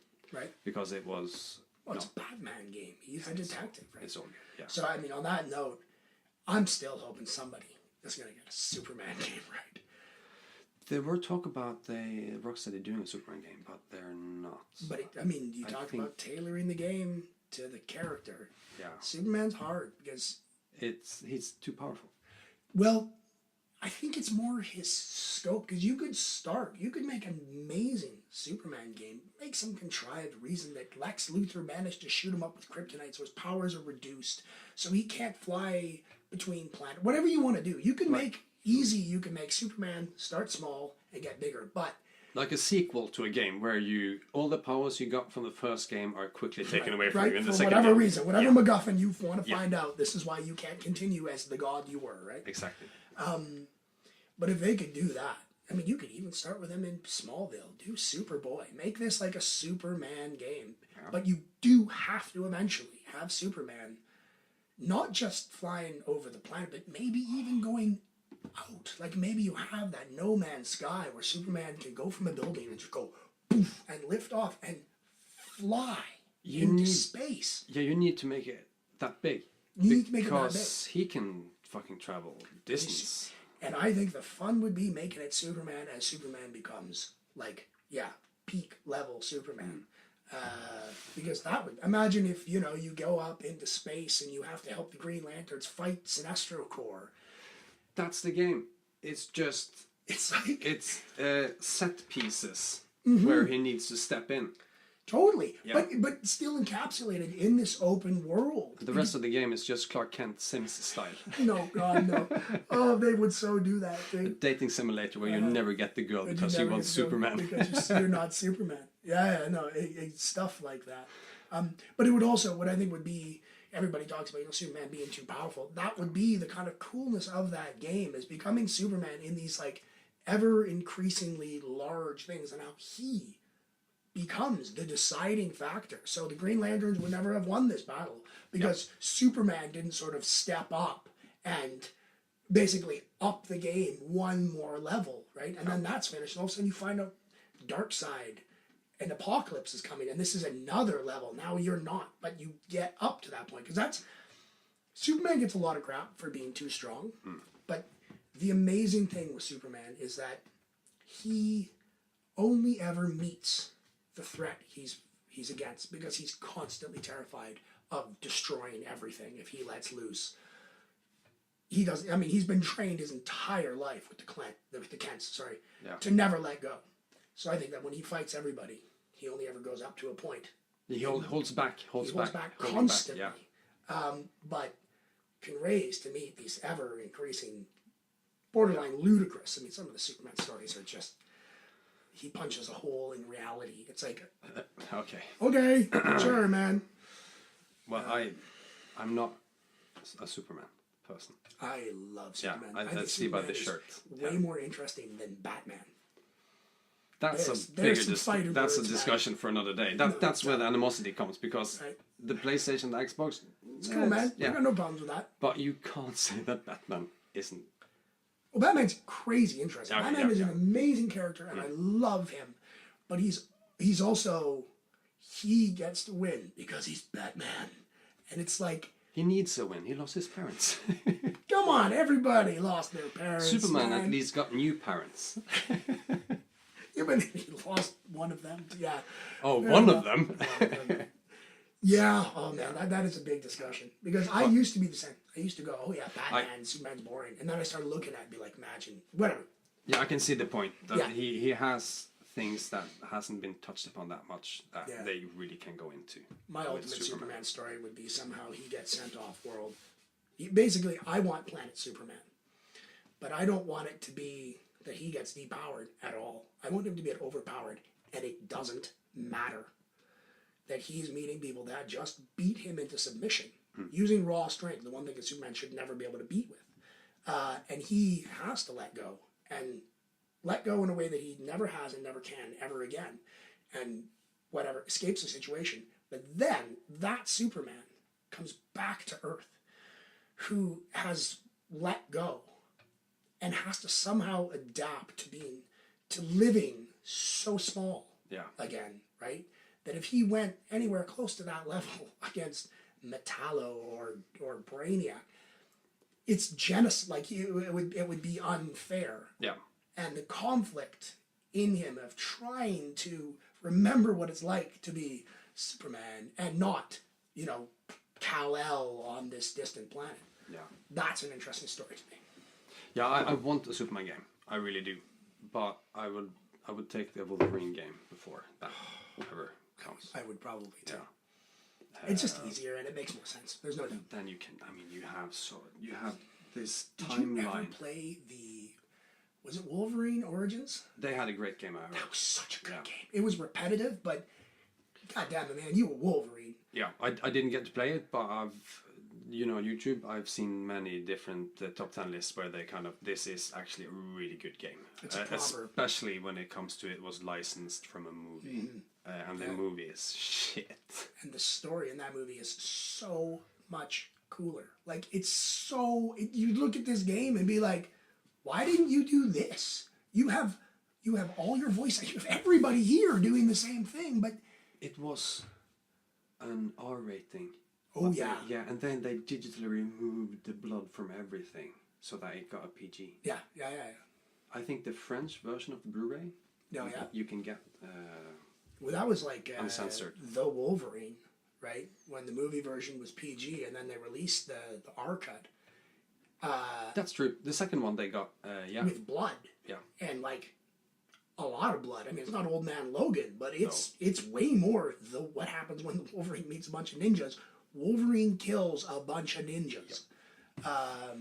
But no, the Old Man Logan, the Logan one, best one. It was amazing. But okay, I'm gonna just say it. I hope that Wolverine turns up in Endgame. I know it's not happening, but I have a strong, and Hugh Jackman comes back. He will never come back. Well, I'm sorry, man. You've heard the rumors of who they are in. No. Well, they're not talking with the person, I think, but they're kind of feeling. You might enjoy this because he has done good stuff since what he's known for in the beginning. But Zac Efron, he is short. He has muscles. So he fits it, but then again, he looks too pretty. He's so pretty. That would be my problem with it. He's so pretty. And could he get down and dirty enough to be like... that was the thing with Hugh Jackman. Hugh Jackman's pretty as hell, but when he went berserker, I was in, man. He was Wolverine. But he wasn't... There are two times where the one that was first cast lost to something great. And Hugh Jackman wasn't the first one they thought about it. Drew Ray Scott was the first. And Viggo Mortensen wasn't the first choice for... Imagine. And, yes. It wouldn't have been... I think that Lord of the Rings would still be a great movie, but it might not have worked the same way as it does. Well, he was Aragorn in that movie. You heard about him. He had to carry his sword. He was really method. Always with a full weight metal sword. No, I mean, that movie made me love Viggo Mortensen. I was like, I need to know who this dude is. Because he was the standout. And there was a lot of great. I thought the Gimli. Sean Bean did a great Boromir. Sean Bean was great, and he was a great Boromir, and he got the dying right. I think, what is his name? The guy who played Gimli. John Rhys Davies. Yeah. Massive man to play the dwarf. And listen to some of his commentary about him literally standing on his knees and like bellowing like a dwarf with all his prosthetics on. And he got so much like skin problems with the masks and everything. Yeah. But he did it. And he was such a good Gimli. And it did the same thing for me. I was like, I need to find more of this stuff. Finding out that he was in Indiana Jones, I was like, oh my god, of course, that's him, right? Yeah. And such a small part in Indiana Jones in a way. Yeah, but I mean... You remember him. Yeah, you absolutely remember him. The whole run, yeah. So, yeah. That's Spider-Man, though. That was Spider-Man. That started with Spider-Man. God, we are digressive. But no, I was amazed. Playing that game, it's exactly what I want. That's a Spider-Man game. The swinging's right, the fighting's right. It's on a PlayStation, so I'm slipping with the buttons. But it's an amazing game. And I'm really hoping I get a chance to play something like that.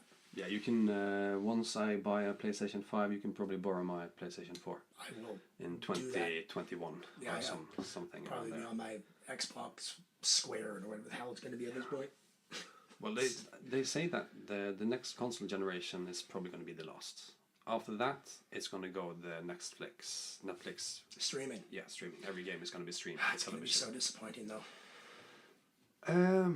I'm old school, I guess. I want. I like that. That we can. That's my console. That's my games. Yeah, man. And I was the same way with movies. That's my player. Yeah. These are my movies.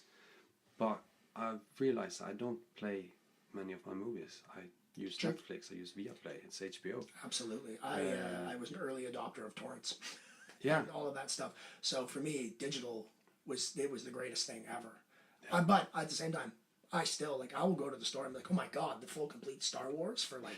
Yes, you buy the complete collections now. Totally. Yeah. I'm just waiting for the day when I can buy the Infinity War saga in a box in Thanos' hand. I will be on that because that... You like the box set? Yeah, even if I don't play it, I just like the idea of having it on display. Yeah. Well, not even display. Benny would never let me display that stuff. Big Infinity Gauntlet in the living room. Not gonna happen. It's probably going to come in a gauntlet. You're going to get a gauntlet. Yeah.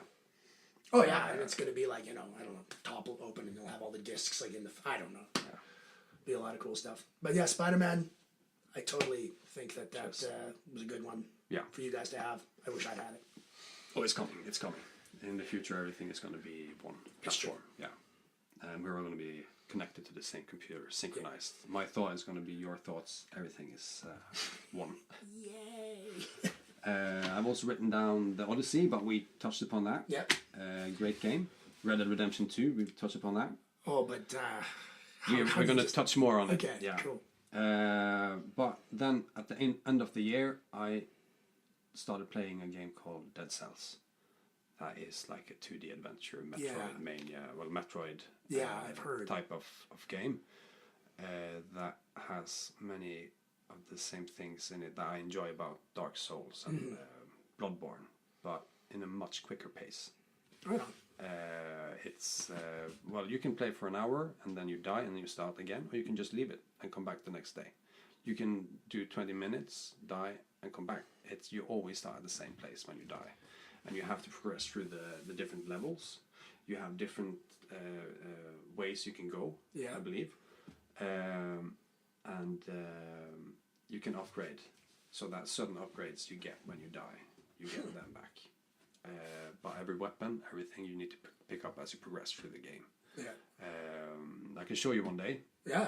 But it's like Dark Souls, those other games. You need to sit just to get back into the rhythm of it. But Dead Cells is much quicker. It's you get into it instantly. You just fall right back into the patterns. Okay, very cool. So for me, that was the game that when I needed a break for another, like Red Dead, I needed to take a couple of minutes away. Step back. Yeah, Dead Cells for me was a nice little.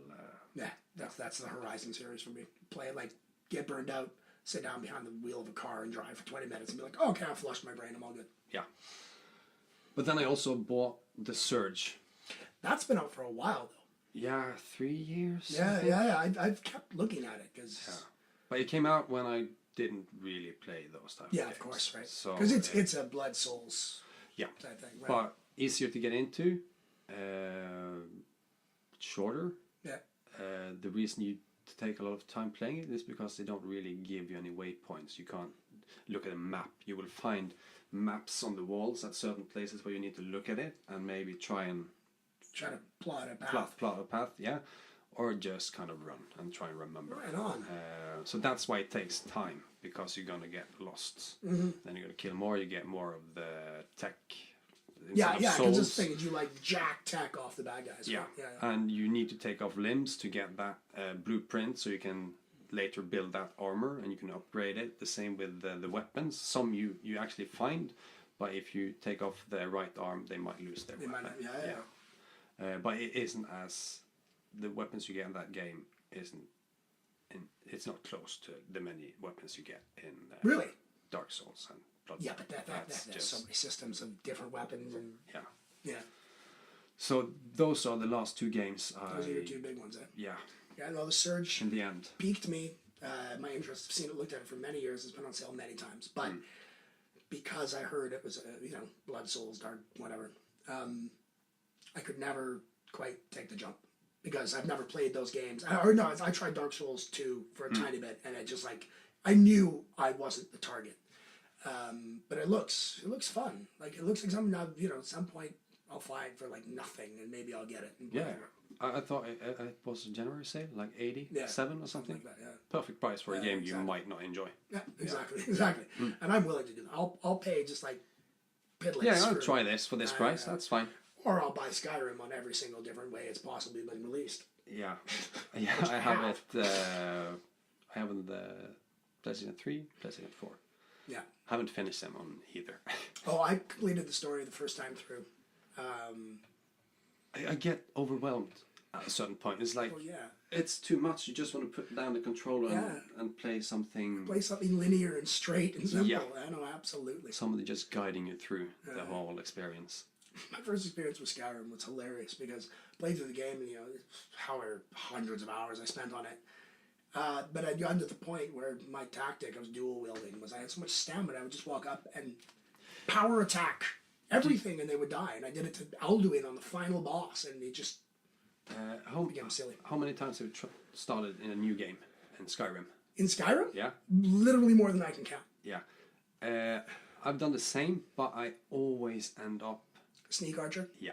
Everybody always does. You literally have to concentrate to not become a sneak archer. It's the... But have you ever taken the sneak archer to the ludicrous extreme where you're... I've almost gotten it to the top of the tree. I mean the player archetype. You watch some people who play as a sneak archer and it's not just sneaking and arching because their bows are poisoned in a way, so you're setting frenzy on him and soul capture there with your arrows, right? And there are people who take this to the weirdest extremes that I've never been able to do. No, that's a couple of levels above me in how you play. But it's interesting because sometimes when I play a role-playing game, trying to get in the mindset of why. Mm-hmm. I build my character in my head a lot, actually. But sometimes you just forget. You get into the mechanics of things and the grinding of things, so you kind of forget that there is a character you're supposed to identify a little bit with. But when you do, for me, the easiest game to get into that, Telltale games.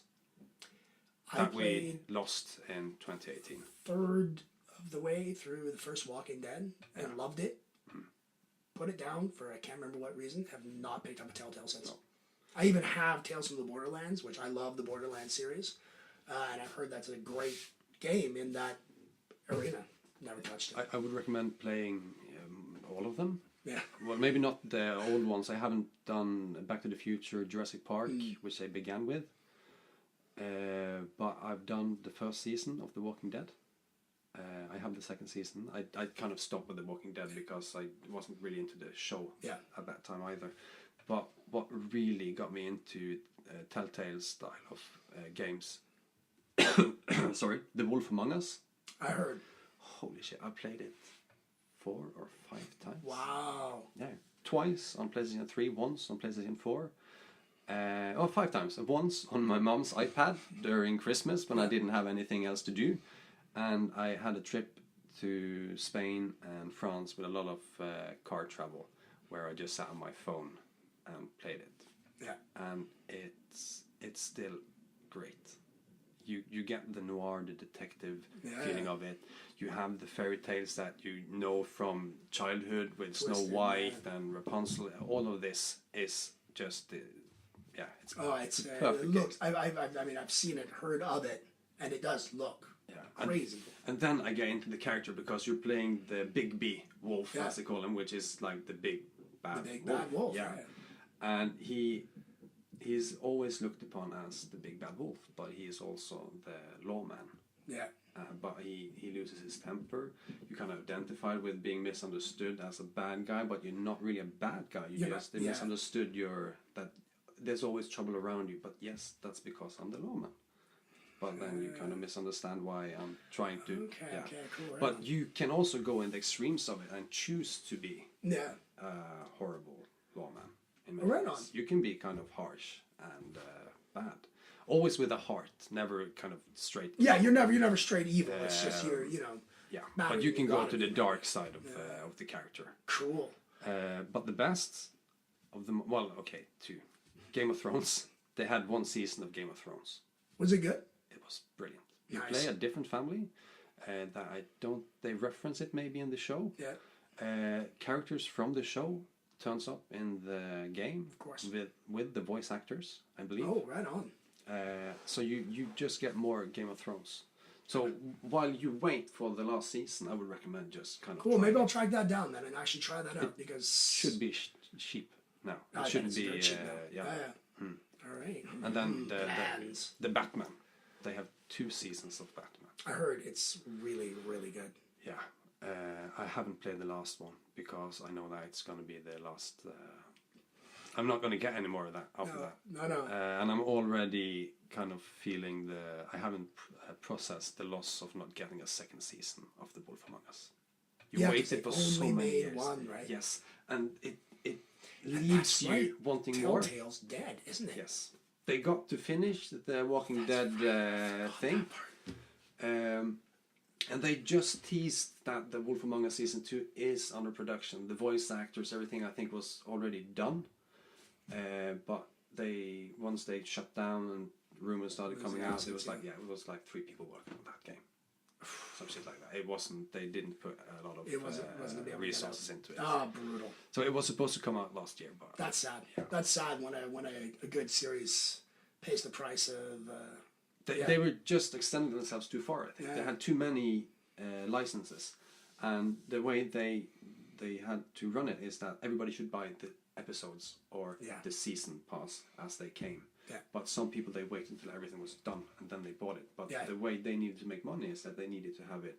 They needed to have, oh my God, I got to get the new season. I got to get the new season. Yeah. But I understand players that didn't because we're used to, with Netflix and all these, we stream everything. We see binge everything, right? Everything is binging. So the Telltale way of doing it was what killed them. Yeah. The way that and maybe too many licenses. Yeah. I mean, it's got to be hard when you get to blow up that big and then try to maintain that bubble. Yeah. Where especially if you're resting it on the back of a constant income source on these kind of, not microtransactions, but smaller purchases over a longer period of time. Right? I paid for the whole season when I knew, so I did my part. I wish more people would kind of do that. Is that in this jaded era of gaming where you have companies like EA and Ubisoft that are like really screwing with gamers now. They're really out to just make every tiny micro buck they can.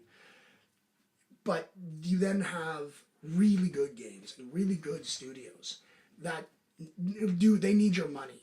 And they actually do need your money. If you want us to keep doing this, you need to give us money in order to do this. You shouldn't buy a PlayStation, but you should buy God of War. Exactly, right? Exactly, right? You don't have to buy a PlayStation to support the people who are making this phenomenal game. Exactly. Fortunately, you do, because it's the only way you're playing it. Yeah. But, some of these pre-orders or season passes, some of them actually come from people going, trust us. If you like what we do, trust us enough to give us your money up front, because it actually gives us more to work with and more to do. Yeah. Don't be the jaded gamer that's like, nope, not paying a penny more than you have already delivered to me. You should basically deliver me everything, and then I'll decide whether to pay you or not. And yeah, people pay, studios and games pay the price, where the only way you can make money is by either having tons of microtransactions in your game or being so ginormous and huge like Red Dead Redemption that you're like literally too big to fail. Yeah. Right?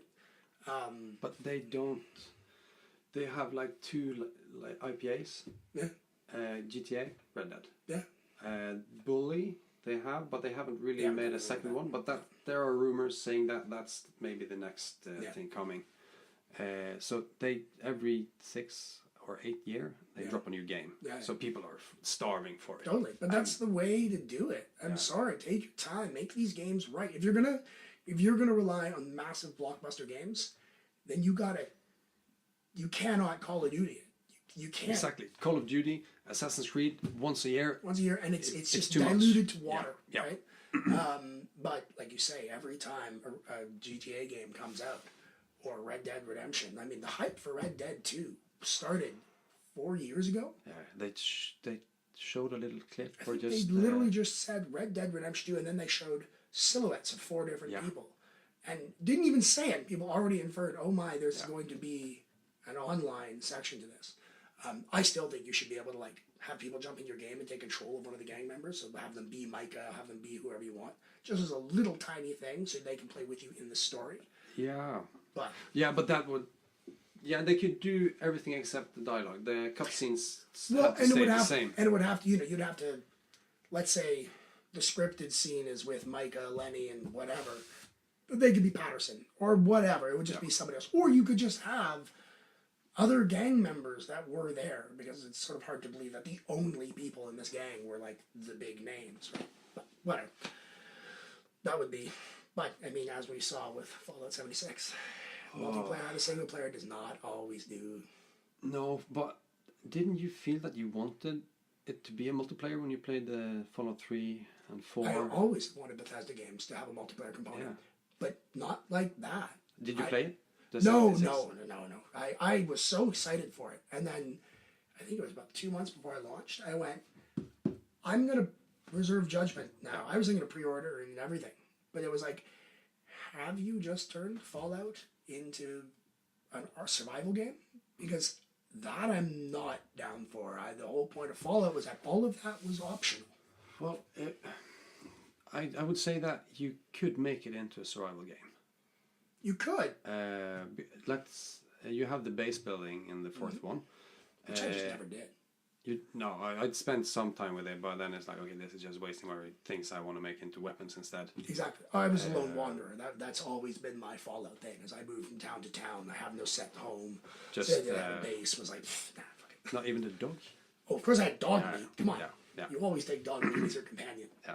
I even named my horse in Red Dead Redemption Dog Meat. So I tried to name my horse horse with a WH. Horse. But I wasn't allowed. Really? Right on. Yeah. Yeah, and that's strange. It's a game about where you can do a lot of horrible stuff, but you can't call your horse A whore. whore. Yeah, Right. that's bad. And it's not like other players are gonna see it. No, it's a single player game. Yeah. It was a very weird choice because my friend's name Harlan always gets flagged for some reason, and he has no idea why. Anything he puts Harlan in, it's like inappropriate. And he has yet to figure out why Harlan is inappropriate. It has to be in a different language. It must be, but it constantly gets flagged. I tried bad words in Norwegian also. They didn't get through. You tried what? Bad words like Oh yeah, and they wouldn't get through, eh? no, it's censored. What a weird choice. Why can't your horse be called horse? Like it's your horse. It's just fun. That's it. It's just fun. And how is that worse than calling your horse dog meat, which is literally what a horse becomes when it dies, right? Like, yeah. Or glue. Future glue. glue. Stick, man. That's tons of people. Yeah. But it's horses. Yeah, not horse. Yeah, so it's probably. I have 2 disappointments. Oh yeah, I'd love to talk disappointments. Go on. I think one is my own fault because the game wasn't made for me. Right on. I enjoyed it for a lot of hours, but I got to the point where it's like, this is just repetitive. Totally. It's I'm not going to grind this out. And that's Monster Hunter. Yeah. Oh, I wish I could enjoy Monster Hunter. And that also, I had a slow start to just get into it. Just getting take out the small animals, the jaguar thing. Yeah. And I think I got into the Underrealm and everything. I gotten far in the story. But now I'm at the point where I had to grind and take down the different big animals, tracking them. And my biggest fucking problem is that if you spend too much time trying to take down a certain monster, it's just gonna fly away. Yeah. And you have to start all over again. Yeah. See, I didn't even get that far. Okay. I played that game and enjoyed it, and then the systems became too layered and too nuanced, and it was like a weight on me, and I put it down. I didn't even buy it. I borrowed it from a friend, but I just had to put it down and said, no, I'm done. You get lost in all the things that you actually do in that game, and it doesn't really hold your hand. No. Any game I gotta look up a wiki for is not gonna grab me. It's just not, because I'm not that type of gamer. I don't want to be like macro managing at all. I want to play. I want to have it be like at least quasi intuitive. Right? Yeah, I remember when I played on PC many years ago, and I played a game called System Shock 2. Oh, I've heard amazing things about that. Yeah, and that was a type of game where you were exploring the space station. I think you were the only survivor, and something like that. Yeah. And you had to find different things like code for this door, or going through emails, but they didn't remember it. The game didn't remember that for you. So I had to have a paper next to me, writing down the code for the door, or what I had to make and what I needed. And that type of playing, I look back upon it and really enjoyed that way of just have to do the usual work. And that's different to me. That's like, when the game makes a system around that you as the player have to actually be much more involved. There's no quest log. There's no like the code to the door was 5265. You have to know it. And if you don't know it, you're going to have to go all the way back, read it again, and then come back again. Yeah, new games, you can't open that door until you physically find that code. Yeah. And then you remember it. You can go back to the door, it's going to open. That type of development I don't really enjoy because it takes a bit out of it.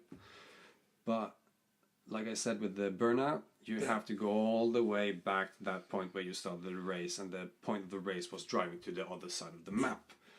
That breaks a game for Fully. me. And I also had a problem with that with GTA 4, because in 5 they had like checkpoints in the missions, but the 4th one you kind of long mission, if you fucked it up, you're gonna start. You start right at the beginning, and they did that in 3, in San Andreas as well, and it was like they changed it in 5. I drove from Inglewood to Las Vegas essentially, and went through multiple steps, and now you're gonna tell me I have to start all the way back there. I'm done. I'm out. Like, there's no way I'm gonna do that all over again. I'm sorry, and that was what stopped me from playing those games. A lot of the time was that I'm not going back like 45 minutes. Yeah, Just to know that that same fluke that killed me could do it again, and then I'm going to do it again. It's yeah, like no, blinks the essential. repetition ruins It does. many things. The one disappointment I don't feel was my fault. Maybe it is. Maybe I'm not insightful enough to see that it is. But Far Cry 5. I never played it. Yeah. And I love Far Cry. But I was also hyped for it. Oh, okay, right on. Yeah. I've enjoyed. I started with the third one. That was my first Far Cry. I really enjoyed it. It was crazy fun. You say the fourth one? The third. The Sorry, third. Yeah, on the island and crazy Totally. villain and everything. And then I think you had the wingsuit or parachuting or something. Stuff like Yeah, that I think you that did one. get a wingsuit in that one. Or maybe you had the wingsuit in the fourth, but there was a parachute. You had to You did jump get a from a parachute, plane yeah. to a different island. That was really Yes. I really enjoyed. But the fourth one, they had the wingsuit where Yes. you could. And they gave it to you early, too. Yes. And the fourth one I enjoyed, was good, but the best in the series is Primal. Never. Primal. Oh, yeah, God. yeah. Yes. That's an amazing game. And a lot of it is because they took away all the fancy guns and everything. You had the bow, you had the spear, you had the club, you had the small axe, and you had to really upgrade these weapons Exactly. to get ahead in the game. And that's the way it was back then. Yeah. I mean, if you just had that one stick and you didn't want to improve that stick, it was only going to break sometime. Yeah. And then that tiger or small wolf is going to kill you. Well, and it was like you say, taking this system of, pick your gun, whatever you want. You want a sniper rifle and a machine gun, Yeah. to going, you have 4 types of things. You have a blunt thing, a sharp thing, a thing from afar. Yeah. That's what you do. And then you get fire later on. Yeah. So it's... But it's reducing those crazy systems down to this very small, intimate feeling. No, I absolutely agree. And clubbing a Neanderthal and seeing the expression on that face when you hit it, it was the first time I really enjoyed watching somebody getting punched or hit in the face. Because he looks dumb and he deserves it. You are stupid and therefore deserve to die. It's really good. No, I got into Far Cry with Far Cry 2, the one in Africa. Yeah. I loved that game. That had the malaria system. I loved it. Malaria? Yeah, You got you had sick? malaria. You had to take malaria pills, and if you didn't, And if you got like... and if you didn't remember game- to take your pills, your vision started to get woozy and a bit yellow, and then it wasn't like you took the pills and it went away, right? Because it was medicine, so it would take a little while to affect you. So you had to remember to take your pills. But the highlight of that game, and it's been in all the other ones ever since, was the fire system. How it just spreads. Because this is Africa, so it's dry. So when you threw a Molotov cocktail, there was a very real threat that you were going to end up in this inferno that would not stop. And it was, God, that game was really fun. Yeah. Really. Yeah, That was what got me into Far Cry forever. Yeah. No, I had problems with fire in the third one. Yeah. It's a real threat.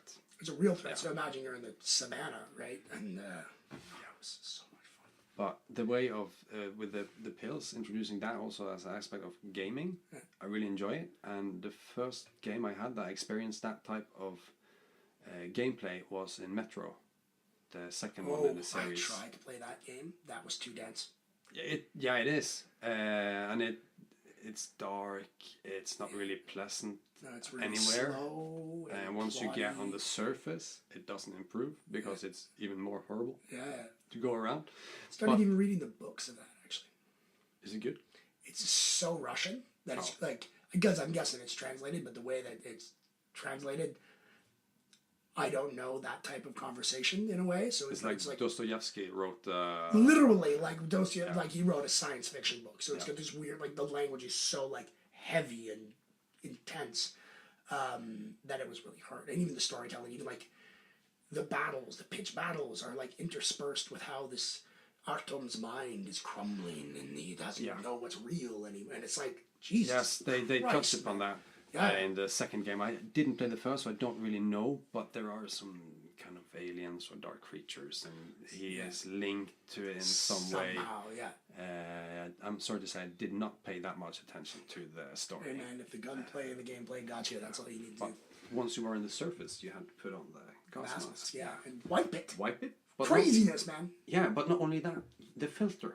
you need to change the filter, and if you run out, you kind of got to suffocate out and die. But I mean, what a crazy weird little system to have, that you've been outside in this muck, your faceplate gets mucky, and it's totally unnecessary.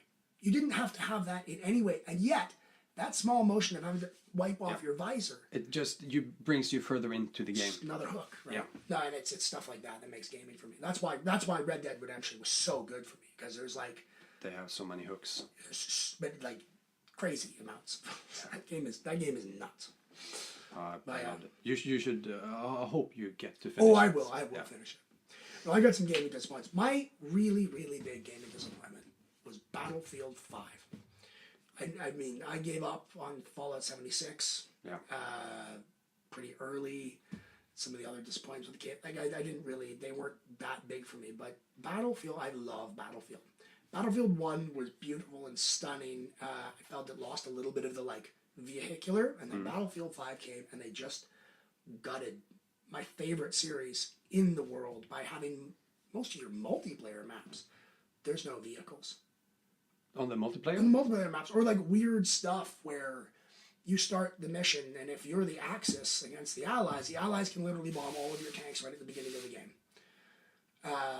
And the game crumbled. I didn't buy it either. I got to play it off somebody. Yeah. But as soon as I picked that, it just felt wrong. It feels greasy. It feels like, it broke my heart to go, okay, I watched Battlefield 1 not quite do what I want, Battlefront and Battlefront 2, and now Battlefield 5. They're all becoming the same extremely beautiful, vacant facade. Yeah, they have that going for all their games. They are really nice. They're so pretty to look at. Yeah. But they just don't. I can't do it. And to have Battlefield be so limited in scope to me, it broke me. Yeah, I've not really had that relationship with any of the Battlefield games. I think I played the multiplayer with my cousin when we were at like preschool, ungdomsskole. But it was like a multiplayer without internet. It was just him and me. And when you have all the vehicles, it's good fun, of course. But that was the fun of it, the whole sandbox thing. And then Battlefront, disappointment. My biggest regret ever buying is Battlefront 2. That I gave them another shot. I gave them redemption. So many people. They could have actually, Well, you give us a single player. That was our big complaint. Oh, it looks amazing. All right, let's give it a shot.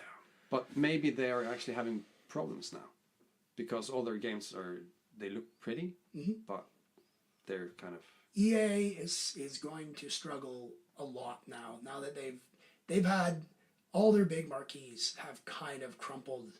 And they have just embraced the concept of microtransactions so much that it's no longer entertaining, right? And I mean, you talk about those ones. You're also talking about Need for Speed. Like, it's just EA as a company has adopted a model that all their games are this beautiful shiny facade over absolutely nothing. And it's heartbreaking. I grew up with the EA, right? Especially in the sports games. I played NHL every year for many years, right? That EA, if it's in the game, it's in the game, was like a theme of my childhood. And now they're just EA. It's just this kind of vapid, I don't know, it's so disappointing. They also put out Anthem coming in 2019. That's one of my big hopefuls. Yeah. Ironically enough. They also did like Mass Effect. Yeah. 1, 2, really good. The third one, something happened. But were you just angry because the ending was bad? No, when I play a game, it's just the story. Yeah. Whatever they promise me is going to happen, it isn't that important. Yeah. So that the choices I made during the whole trilogy didn't really amount to that much in the end. Yeah. Doesn't bother me. I still had the experience of the game. Totally. I enjoyed everything up to that point. Yeah. That point was it's okay, but it didn't take that much away from the game for me. No, okay, cool. My biggest problem was when I did Andromeda. Well, there was no Shepherd. It was still Mass Effect. Yeah. The universe. It didn't get me into the game. Yeah. I remember the first game. You're introduced to this new world, the Citadel, the Spectre. You're kind of the first human that might become a Spectre, so it just felt more of a personal thing when you played it. And then Andromeda, they didn't try to recreate it. They tried to go another way. You could play as the sister or the brother. The father died, you become the ranger or whatever it was. A lot of the things in the game I could have really enjoyed the frosting and creating the new outpost, but I felt that it was too simple. Right on. To of a game. So that's my biggest EA disappointment, I think. Just to I put was another hyped. nail in the EA coffin. Yeah, I never even played the other Mass Effects. I played through half of one, and it became, I don't know, something about it didn't click for me. I've tried a couple times. They had some problems with the first one.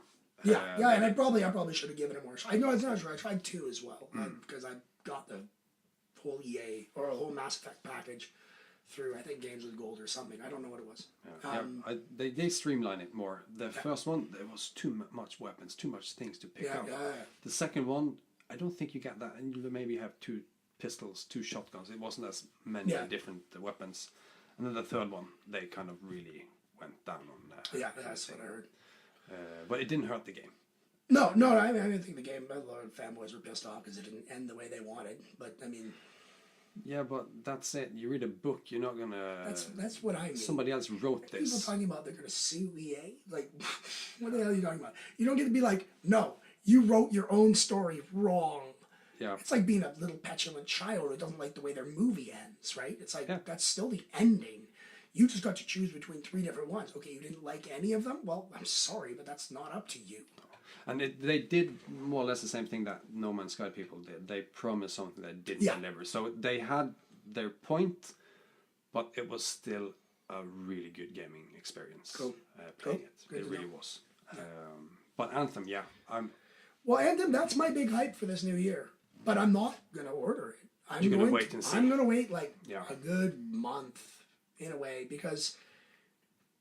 It looks like very much that type of game where the beginning is so hype and so great. Oh my god, I'm basically like an Iron Man, but I can I have different Iron Man suits. And my buddies are here too. Me, a social gamer, love Destiny for that reason. But time will tell what cracks are going to show in that game, and I'm not buying that game until it's verified to a certain degree. And then I probably will get it, because the only chance I get to play with my friends back home is through these types of games. And co-op story mode, that is my golden zone, right? Yeah. So, we'll have to see how it goes. Yeah, I'll probably sit on the fence and see how the reviews and everything comes in. My biggest fear is that you had a game that came out 2 years ago, Evolve. Where, I kind of get that type of feeling that it's not that type of game where you just hunt the monster. No, but I'm dreading that type of gameplay. That's it. There isn't much more than what you've been seeing in the trailers. So I'll wait and see. I hope that it's great. Me too. I hope it's really good. It looks amazing. And it looks like the world they've created is beautiful, an amazing place to be. But it'll all depend on how they've decided to make and structure that game. Yeah. And if it doesn't work, somebody should buy whatever they've done and make it into an Iron Man game. I know. That's the first thing I thought. Is like, if you can do this, you can do Iron Man. Because that's exactly what this is. And then it would be the same idea, having different suits, right? Oh, call in the Mark 44, which I've now customized with like this and this. Oh, I want my extremist suit, which, you know, is way faster, but the armor, like whatever you'd want, you could make it amazing. And exactly, use those assets, use that flying to landing motion. Yeah, I'm waiting for an Iron Man game. Me too. But I thought about this when we talked about Marvel. Square Enix, they're doing a Marvel something, or have they? I think they are. There is a Marvel game coming now, and it's not Ultimate Alliance, which is only being released on Switch. Bastards. It's something else. It's a brand new IP, actually.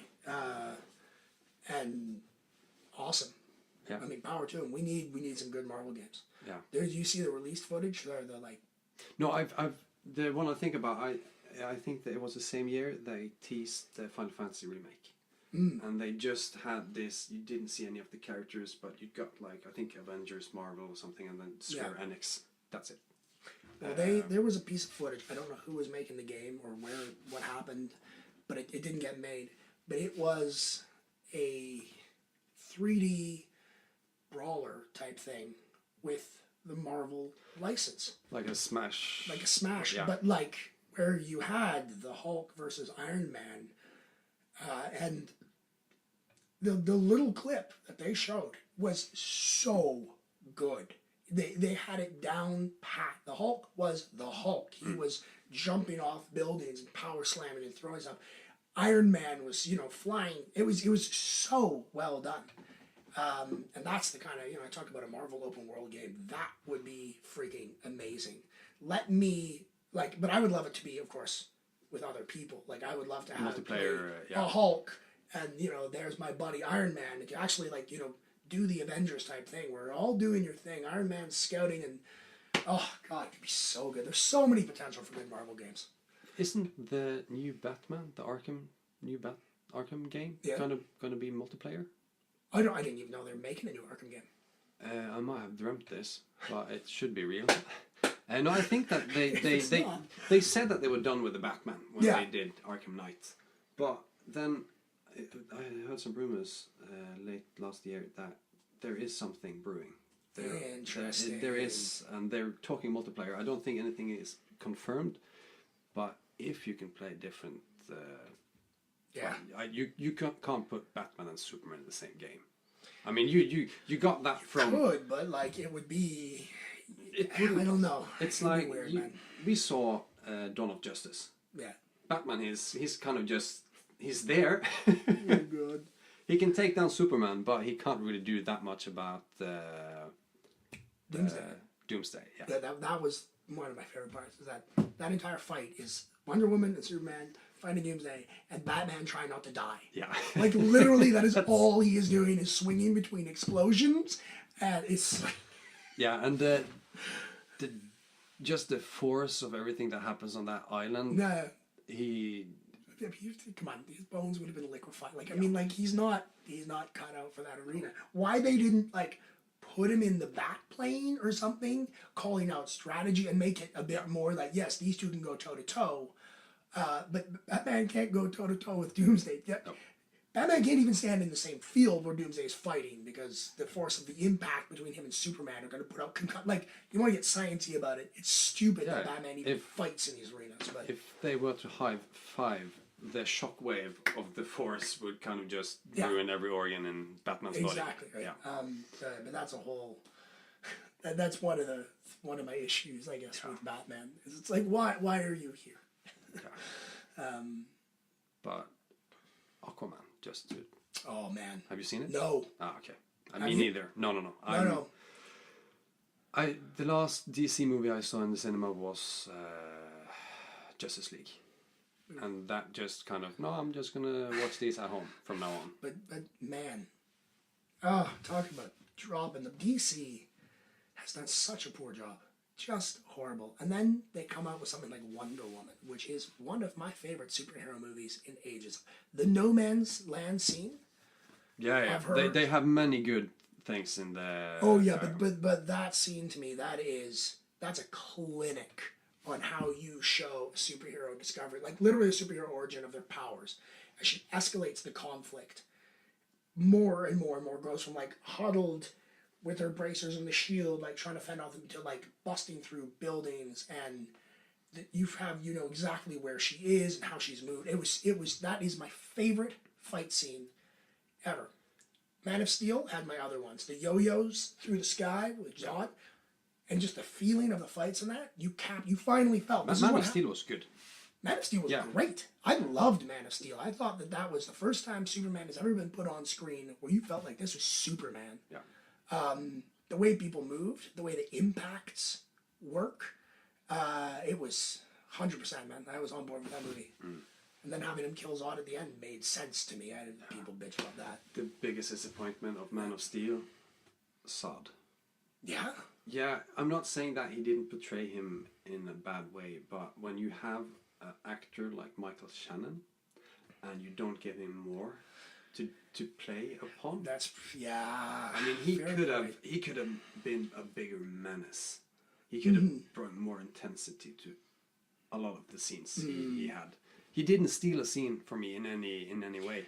The one he stole from me was when they're having the fight in Metropolis, and he gets, I don't remember exactly what it was, but they're on top of the building, and Zod basically starts to peel off his armor or something, and he's like, you know, you were raised, I've been born and bred since birth to be a warrior, to hone my tech, da-da-da-da-da, and starts raising himself up. It's like, where will you grow up? A farm? And it was like, that was a moment I went, oh, dude, like... Yeah, okay, yeah, I agree with that. That's because that was like, you know, he's going, you've been here longer, you should be so much better at this than you are, because now I've been here for like a couple days, and I'm about to drop a whooping on you. Yeah. Right? This is all about learning and knowing what to do with what you have, which is one of my frustration with a lot of superheroes. It's like, I watch them and be like, why don't you just do this? You know, especially when it comes to super speed. Super speed is my new favorite superpower ever, because it trumps everything to me. So Flashpoint is your... Flashpoint, yeah, or just the Flash, man. Yeah. Yeah, he kind of brought comedy into the Justice League. The Justice League Flash.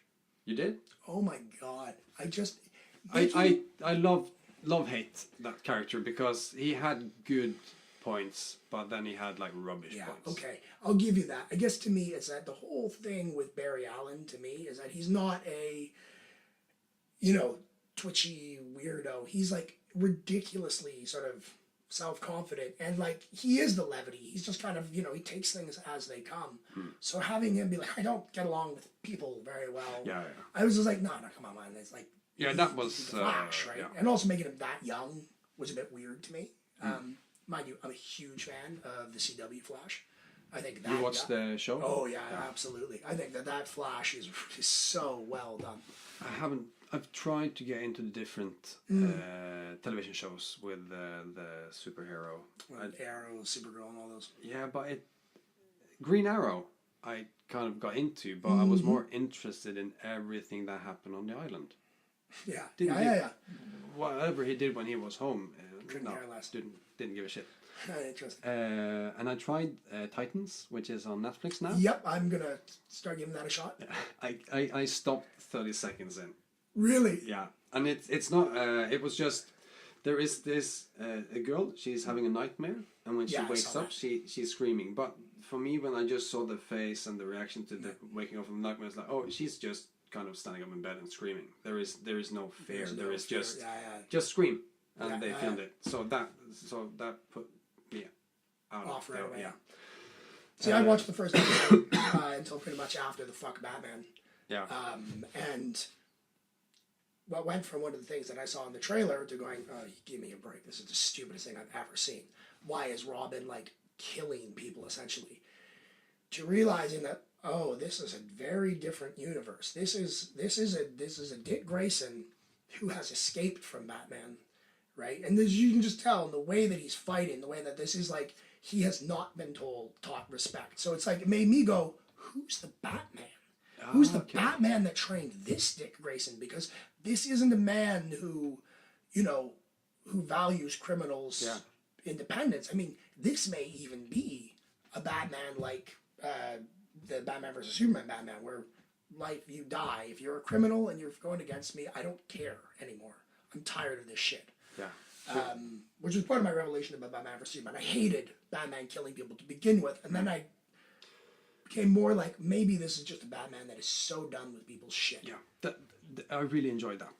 The Batman in it was just stupid in Justice League. I mean, it wasn't a high point in any way. No, nothing of that movie was a high point. That was the problem. That movie, the whole thing was blah. Yeah, but watching him in Dawn of Justice, it was just great. And the end where they're fighting, it was just, they've been playing Arkham. Oh, the warehouse fight? Where he goes to save Martha? Yeah. That was like, but that's the thing with DC, is their movies are not great right now, but their understanding of their own characters and the way that they fight is unbelievable. That's why Wonder Woman was so good. That was why Man of Steel was awesome. And that's why you took the Batman. Because the way he fights, that's not the way Superman fights. The way that he's using everything he has around him, and that one, and I don't remember what it is, but one, like, basically power slams a guy into the floor, and the camera follows the guy. Small touches like that made you just go, oh, yeah, you no. feel the brutality of every action he does. Way more than when Superman is, punching Zod through a building, right? There is one point where the guy actually gets a shot off, Yeah. I believe, and then you see that there's a little switch going on in Batman. That's when he stabs the guy. Yeah, right? that's like, and that's that was a great little bit because you see Batman goes like, "You kidding me?" and then stabs the guy. If they make a Batman movie, that just kind of takes everything that was right in that part of Dawn of Justice, I'll watch it. The best part for me of the entire run of Justice League was Batman's first scene, where he catches the criminal on the roof and uses him to take down the parademon. And this, this is a parademon. This is way stronger, way better. Batman has no business tangling with this creature, and yet not only does he tangle, he takes it down. Yeah. And when I saw that, I was like, "Oh no, they did it! They're gonna get this right." Yeah. And then they didn't. It's probably the one thing that they didn't reshoot. It was that movie. That movie gutted me so bad. Yeah. I hope we get a good Batman movie. And I hope Affleck Me too. continues. Me too. Affleck and Cavill. They're both so good in their roles. Yeah. And then, when the rumors are going around that Henry Cavill is stepping out of Superman, it's like, no, man. I think they're gonna do changes with the Flashpoint movie. I think that's where they're gonna. Yeah, but is that even happening anymore? It's still on IMDb. Is it? Yeah, I think they just postponed it many times, and they I say. think DC's gonna crumble, man. I think that they've been strategizing, and they now found out what direction to go in. Yeah. To make it salvage what they started and take away what doesn't work. So I think Flashpoint is gonna kind of edit out certain things.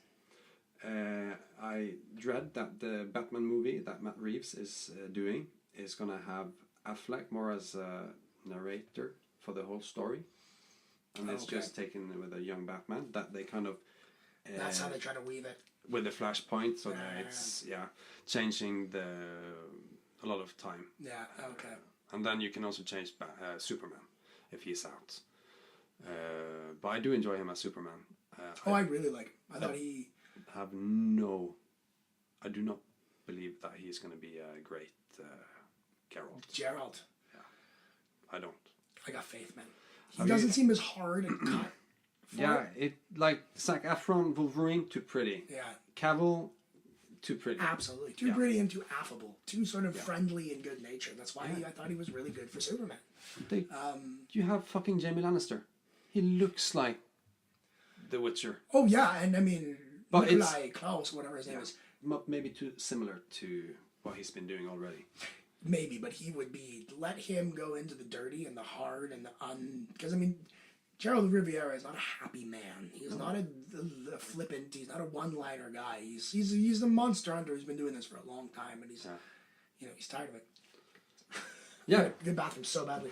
And then my guess is I have tons of messages. Marvel.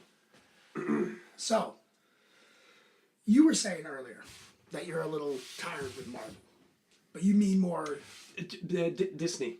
Disney for me. With the firing of James Gunn, or the whole hysteria about what you said 10 years ago was offensive, the change that you've made as a person since then is just totally not credited. No. You're the same person as the person that wrote this. Yeah. And especially when it's really... You understand that that's the joke. It's not a good joke, but it's never... The point was to make people laugh. Yeah. Nothing else. Maybe not many people, but maybe 3. The same people that now play, hours and hours of Cards Against Humanity. I've said some shit and made some jokes to Cards Against Humanity that if you read them, you would never let me work with children. Like, no. But they're jokes, right? And it's sometimes dark is really funny. That's the way we process things, to first make light of it. Exactly, because it makes it easier to take in and to palate and to move with. I think doctors probably has the darkest humor. Oh man, they have. I mean, you have to. Yeah. It's like, imagine being a trauma surgeon and not being able to joke about the horrific situations that you see every day. Yeah, right? and it's not about making fun of the people that come to you. It's just making fun or making light of the fact that you are piecing people back together. Yeah. If you refer to a person riding a motorcycle as suicidal or a future corpse, that's I understand, because you probably had many people doing crashes on motorcycles. So you know the statistics. You know what will happen to this person. You're not saying that people that ride motorcycles are idiots, but you piece them back together. Yeah. So my problem, well, I know that Marvel tried to push back, and maybe you're overreacting to try and get him back into the Marvel family. So when I heard that he isn't making Guardians of the Galaxy 3, and he was also a big part of the future plans of Marvel. So my biggest fear is that they seen a different way to go with the whole universe. I agree. And they needed him out. And they saw the opportunity to get him out. I agree. It seemed very suspicious to me. It seems to me that there are 3 people that have somehow, when you think about Marvel, what the MCU has done, it's unreal. There's a reason why nobody else has been able to replicate this whole united universe. And there are 3 people, or 3 sets of people, and it is Joss Whedon with taking Avengers and somehow making that work as well as it did. And then you have the Russo brothers, which started with Winter Soldier and turned Captain America. I love the first Captain America, don't get me wrong, but the Winter Soldier changes the game completely. Like he's so much more of a character. There's so much more there.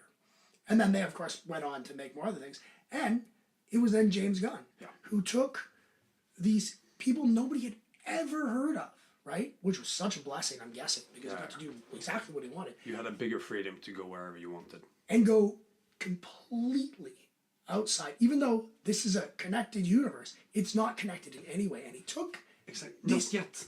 They're in space. That was all that you're in space. But you know they're coming because it's Marvel and you know they're going to meet. And to me, going, these guys are like parsecs away. So how are they ever, that, I'm really intrigued in that. But I digress. What he did was he made a brand new universe within the Marvel universe of what's going on so far beyond the realm of Iron Man's conceptualization, except for that, that wormhole that opened is part of that world in a way. It's so much of the grander scheme. And he made 1 and changed the game, right? And then he made 2, it's for me the best Marvel movie. Yeah, but it's because the theme in the movie. And I admit I cried in the end. I bawled, man. Yeah. Yondu's death? Are you kidding me? Yes, but not when he died. When he died, I'm gonna hold my tears back. It was the funeral. Yes, when they came. They came. They all came, and the lights are going off. I'm getting misty thinking about it, dude. No, it was unreal, and also to play that through Rocket, the jadedest, most fucking. The world has screwed me every single step I've made. Yeah. So why would I ever actually care for anybody to make it? He's the one who calls the Ravagers, right? Yeah. And you have them, and the whole moment of them re-accept. Fuck, man, it's like I'm literally getting misty-eyed thinking about it. Yeah, and Michael Rooker. Oh yeah, man. Fuck. He owns the character of Yondu, and it's the only bad thing about the ending is that you know that he's not going to show up again. He's not going to show up again. And they can never put him back in that. No, but they can go back in time. They can never bring him back. Yeah, because now you have the Infinity War. Now we've entered a new level. Yeah, I completely forgot the everything. I'm hoping that they really lean hard on it. I haven't seen the trailer for Endgame. I refuse to literally have any information on the new Avengers. I'm going to tell you everything now. Like I was like on trailers of 2019 and I have that Iron Man looking at his hat. That's as much as I've seen. Yeah. That's all I've seen, and I shut it off because it's like, no, if you spoil anything for me, I will not forgive you ever. So many theories that I think and hope is going to happen in the end game. I know I've watched Infinity War so many times. You see little small thing. Oh, it's fucking amazing. But once again, I digress. So the idea that then Disney would then, and like we talked about earlier, Guardians of the Galaxy saved Thor. Because if it wasn't for Guardians of the Galaxy, you would have never had anybody with the nuts like Taika Waititi to make a Thor movie into this intergalactic Flash Gordon space romp, which was so out of character for Thor. Yeah. A little bit to my chagrin. I actually like the a bit of the gravitas of Thor, but there's no way I can deny that you put him in this fish out of water, and make him so out of his element. They remade him. They completely broke him rebuilt him. and rebuilt him. Yeah.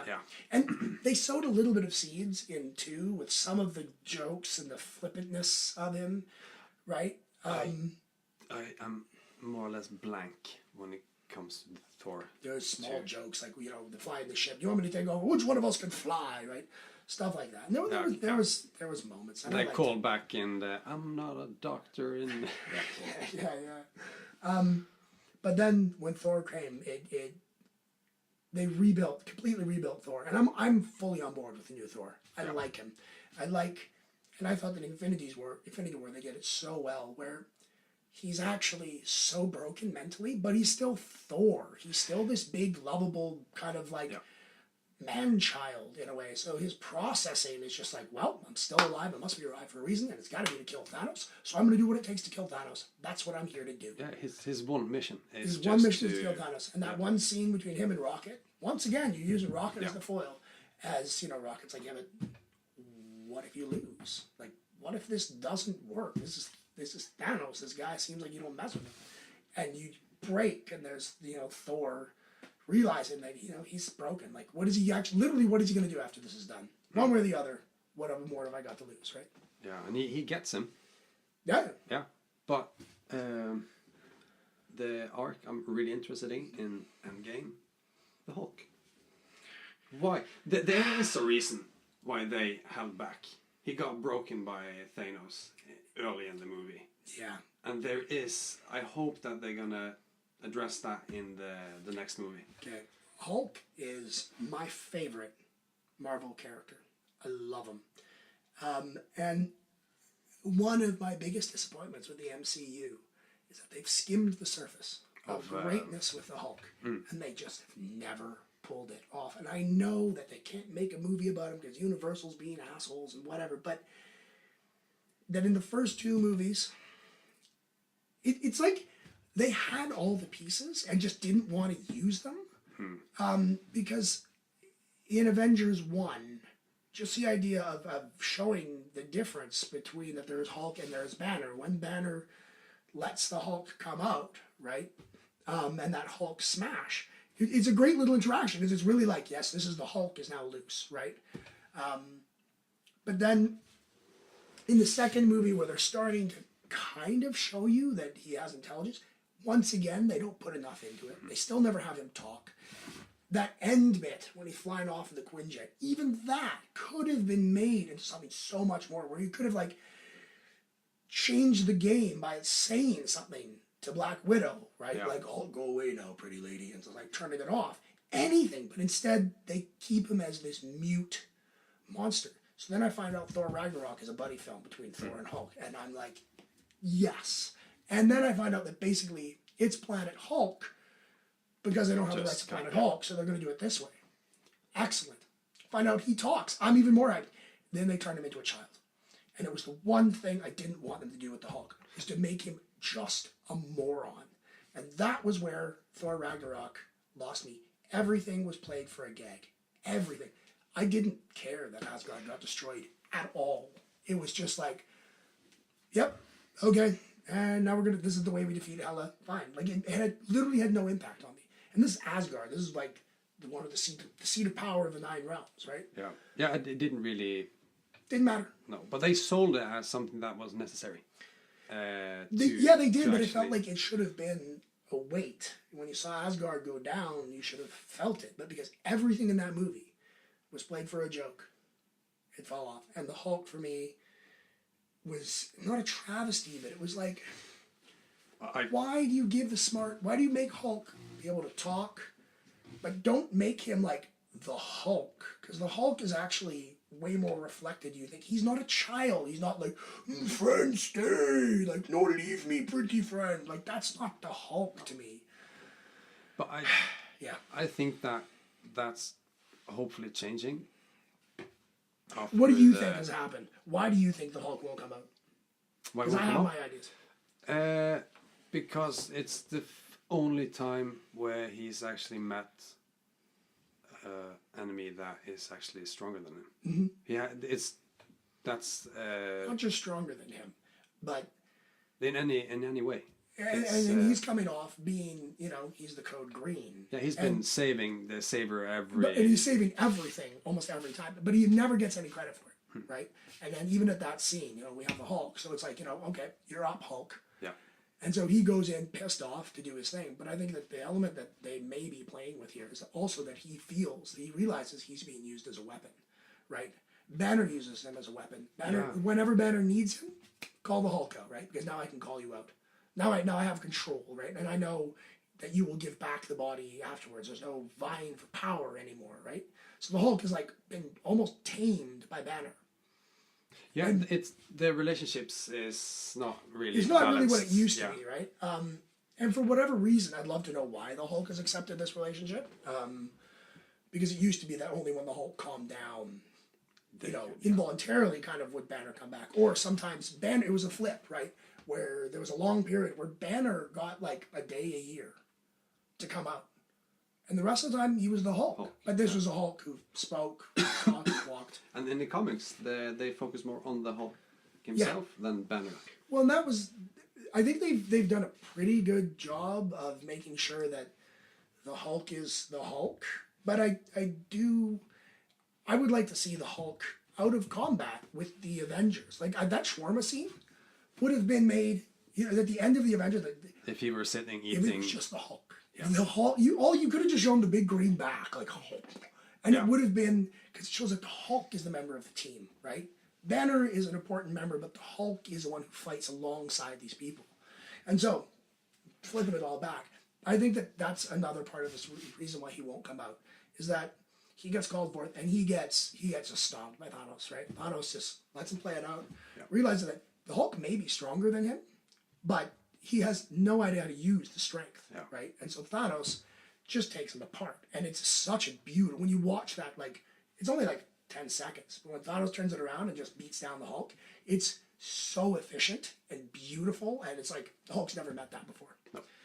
And so I think that's why. One, he, for the first time he's ever known fear, but he's also tired of being set up for this. You see this a little bit in Thor 3. Especially when he dives out of the plane. It was funny, but then again, it also tells you something that he didn't try to come out. No, he let Banner fall and hit, and then at some point came out afterwards, right? So that relationship, that dynamic, is something that they can't do in a solo movie because they don't have the right. Which is such a pity. But I hope they address it in Endgame. But then again, it's going to be so much happening in Endgame. It's going to be so much happening. But that's the genius of the snap. Yeah. Is that you right away reduce the amount of stories that you have to tell, and you bring people together in a different way. And so yes, if they do not adequately and satisfyingly solve the question of the Hulk for me and make him into a character going into whatever the next phase is. Well, they can't take him out. I think the Hulk is the character you can't kill. No. Unless they are building up that he will die on the sword to save something. They accept him as part of the team, and therefore he does his. I think that would be kind of weak. Yes, I think that, I'm not saying that. Yeah, I'm just dreading that might also that be. Might be. Yeah. But I just want them to make sure that the Hulk is a character, and that, like, we're gonna probably lose Chris Evans and Robert Downey Jr., and that means we're probably, and I hope we're gonna lose Cap and Iron Man not necessarily dead forever, but that they're no longer going to be there. Well, there is the Bucky picking up the mantle and continuing Exactly, on and this. which is what I'm really hoping they're going to do. I really hope that they don't shoehorn in. Like, the best thing they could possibly do is let the guys that led this pull back a bit, right? And then have another generation be moving up. And then imagine the possibilities. Imagine if 5 years down the line, without telling anybody, all of a sudden they sneak Chris Evans' cap back in a movie. And just like the same thing as the Spider-Man intro, just a shield comes in, dunk, catches it, and there he is. Their cap is back. That, to me, that's my dream, is I'm hoping that they disappear like until the next major event, and somehow they get pulled back in, whether they're dead and get pulled out of the timeline or whatever you got to do. Yeah, they have the rights for all the movie they made in the MCU, and with the Time Stone, they can do a lot. They can overplay go back into the old movies and change certain things by putting in Endgame and tweaking it into something a completely different thing. Once Endgame is done, it's going to be a totally different thing than what was before. Which is, yes, but I hope they don't overplay their hand in that way, because it's way too easy to do the DC New 52 and just be like, retcon, because then it will lose so much of the impact, right? Like, if you change... They shouldn't do it just to elevate the new heroes. Or not even just elevating new heroes, but just like to change stuff, to make it easier to get rid of, or for Chris Evans and Robbie Downey Jr. And I mean that you just give homage to everything that they created before this. Okay, right on. That's not to kind of tweak it into something. Because I'm hoping that they play with the Time Stone a lot. I mean, it's pretty obvious that that's going to be the goal. He gave Thanos the Time Stone because he went through all the different versions of the fight, and they didn't really win that many. But he knew that the one point that turned it was to give up. Or it's when Iron Man lives, because he has him by the throat and he's going to kill him unless he gets a Time Stone. Yeah. So maybe the Time Stone itself is not necessary for anything, but it's Iron Man. It's Tony Stark. Well, he has a bigger part to play. Yeah. Well, I think he definitely is. I mean, he's one of the few people who's heard the voices, like Thanos has heard the call of his destiny, right? I thought it was a great movement. You know me, I do. Yeah. You're not the only one cursed with knowledge. Yeah. Which a lot of people just read like, oh yeah, no, you're smart as well. You're a futurist, right? Because Thanos is totally a futurist. Yeah, I agree with Thanos' goal. Well, unfortunately, it's the only effective way. People double the resources, yeah, but then you just double the growth as well, and then you run out of the resources twice as fast. That's just all that happens. And it's like a lottery. It's random. Yeah. And he sells it so perfectly in the movie. I agree. It's like, yeah. Oh, absolutely. I mean, Josh Brolin's Thanos was one of the most amazing characters. Josh Brolin owns 2018. Oh, yeah. Cable, Thanos, it's... Smashed them both, like, so much. Love hearing his stories from making Deadpool. I don't know when he started. His biggest regret making Deadpool 2 was that he wasn't fully committed at the beginning, and then by, like, the last third of filming, he finally kind of understood what they were really doing, and said that it was the best time he's ever had making a movie. And it's like, that to me is awesome. Yeah, and what's going to happen next? You have the X-Force. So they haven't planned a Deadpool 3. No, X-Force is going to be Deadpool 3. Yeah. Because they're being smart about it. They're going to go, we've made 2 amazing Ryan Reynolds Deadpool, but now... Even in 2, you could see a little bit of the cracks showing. Yeah, you get tired of the... Of the self-referential. I mean, it still was absolutely amazing. Yeah. But it's a really good idea, because now you get to put him as the side shtick in a way, right? Where he's going to pop in to X-Force. And you've already established that he's allowed to refer to the camera, and he'll grab the movie at any point he wants, because he's Deadpool. It's what he does, right? But it's going to be very interesting. Yeah, because you can't, with a character like Deadpool, you can't go bigger for every sequel. No. Because you get full of the references. You want to know what my biggest regret was? That they brought Vanessa back. I don't like the idea of Deadpool having a love interest, to be honest. I kind of knew watching the movie that they were going to do it, because the way it happened, and it was for the story, and it happened so early in the movie, so during the whole film I was waiting for that to happen. If I were hoping it wouldn't happen, I would have been disappointed in the end. You know what my hope was? Because I'm insane. Go on. Yeah, but that's also where X-Force comes in. Yeah. She doesn't need to be part of it. No. But then, when the first movie is, in all right, a romantic comedy, in a way.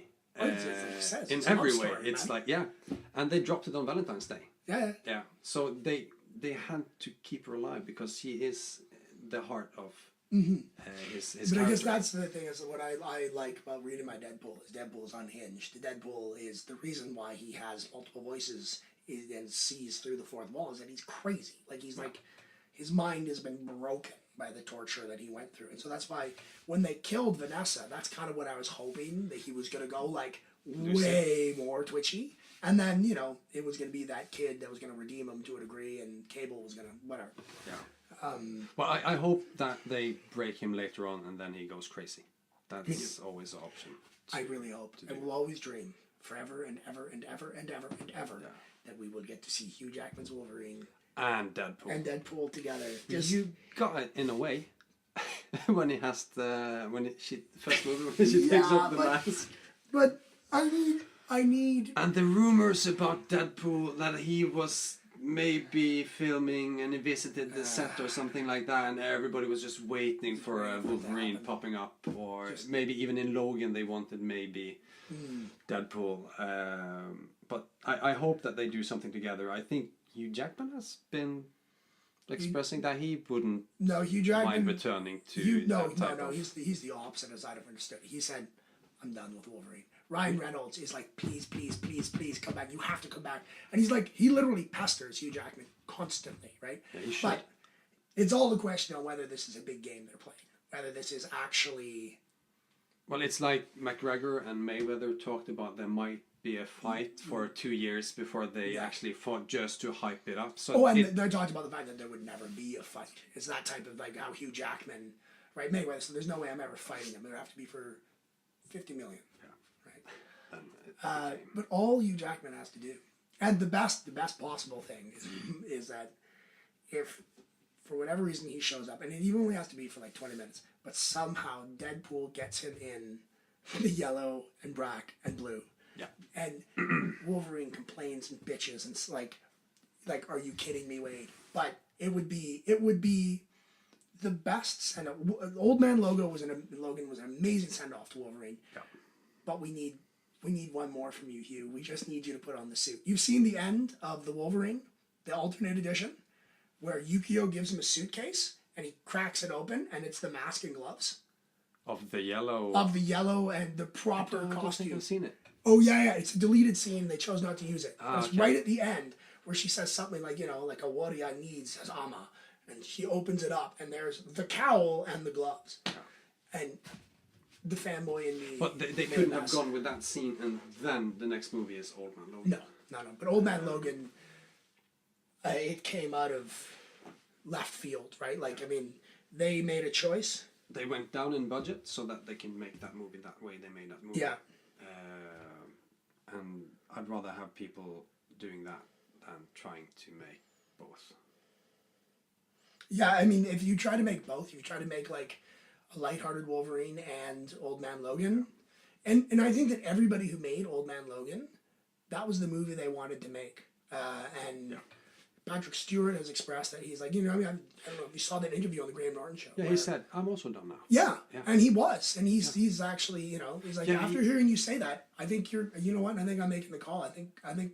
Yeah, they talked about when they watched the movie together the first time, and they just kind of held hands. And it's like, this is... It's not. I'm not going to get a better ending version than this, right?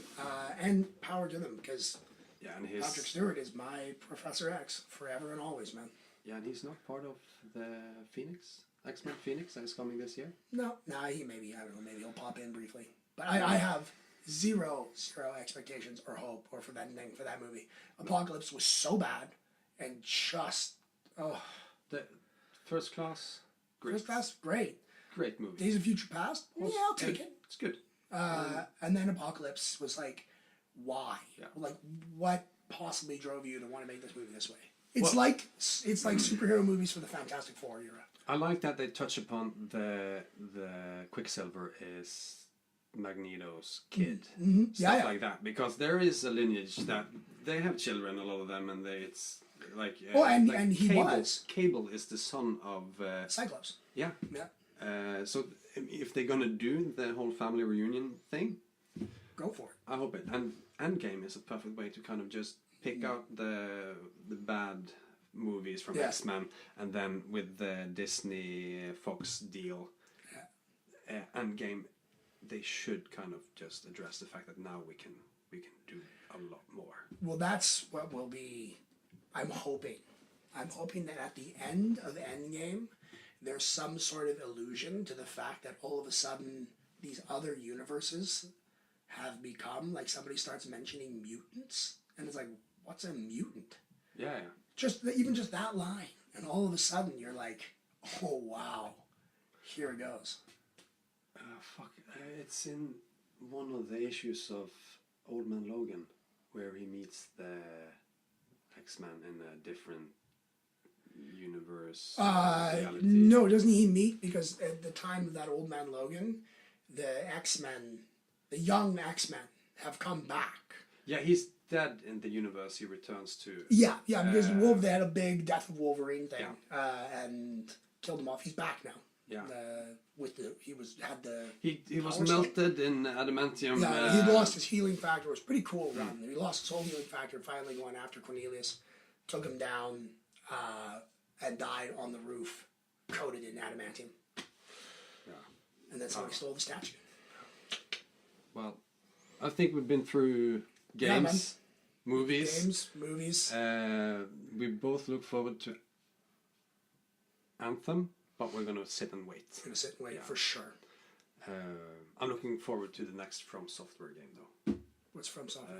That's the people behind Dark Souls. Oh, are they making a new one? I think it's Sekiro, Shadow Die Twice. That's right. That looks awesome. Yeah. That really looks amazing. They changed it's not going to be... It's going to be Souls-like, but I don't think the fighting is going to be more of a stance-based combat. I think so too, which I really like. I really like that, like, samurai style of... Yeah. If you like that, try Neo, because that's all about the different stance. High, middle, high.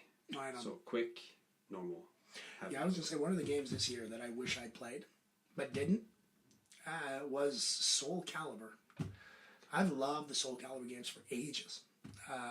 They license different other characters. They get random characters. They've had Yoda and that was the best for me was Soul Calibur 2, because that was when the Xbox got Spawn, the Nintendo got Link, and PlayStation got Heihachi.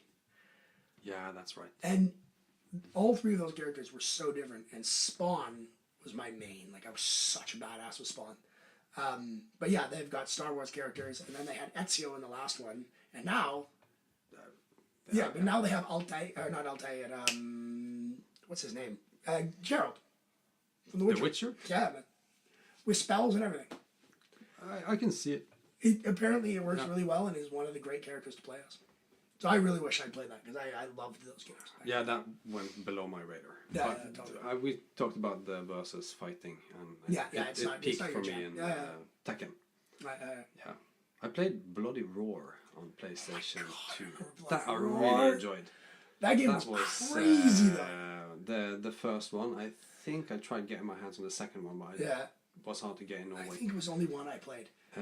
But the perfect thing is, if you get them up towards the edge, and then you change into the beast, you just push them over. Easy win. Oh, and it was always a jockeying of who went beast mode. It's like literally blowing your load, right? Do you go for that early boost in damage and just like wipe the person down, knowing that if you're human, when they go beast, you're going to have a problem because they're so much more powerful than you, right? Both are just waiting to see who does it Totally. first. It's like Fast and the Furious waiting to hit your nitrous, right? Yeah. Where do you hit it? But no, it was great. But that's also a good versus game. You know another great versus game back from that day was Bushido Blade. Yes. Oh yes. Christ, man. That was, and if you didn't fight with honor, you lose. Yeah. That I remember my cousin had it. We played it 2-player, and it was hard. It was a game hard. that forced you to play it the way it should be played. Absolutely, you had to play like a samurai, and you talk about changing stances and knowing being in the right place at the right time. Oh, and you could get 1-hit kills, or you could have these like long, protracted battles of swords clashing off each other and like little grazing brawls. Not really hitting anything, but just kind of always parrying and. Totally, and there was the way that a direct hit did more damage, but you could do glancing hits. You take like slivers off the life bar, and you could whittle somebody down until eventually. You could take the foot. You could do so much in that game. Shit, I remember that. No, that was a phenomenal game, and it's. It was really good, but short. It wasn't many fights you had. No, and there wasn't many fighters either. Like even when you were playing multiplayer, I think there was like maybe 4 or 5. But it was all about the tricks and the attacks. Yeah. So. But should we kind of finish it? Maybe we should wrap up because I think I got a family. Yeah. Right. I think you have a family. Yeah? I think I have family somewhere. But this was great fun. Yeah. I'm really glad that we came down and did this. And if you get more themes that I could be useful for. Yeah, of course. I think we got the game and movie and comics covered. You have more of a fanboy with the comics. I only read like Donald Duck as a child. Oh no! See, in Norway, Maximum Carnage is the first. Yeah. Norway, it's like you don't really have that type of comics in the. You have to go to the Fantoma in black and white. Really good.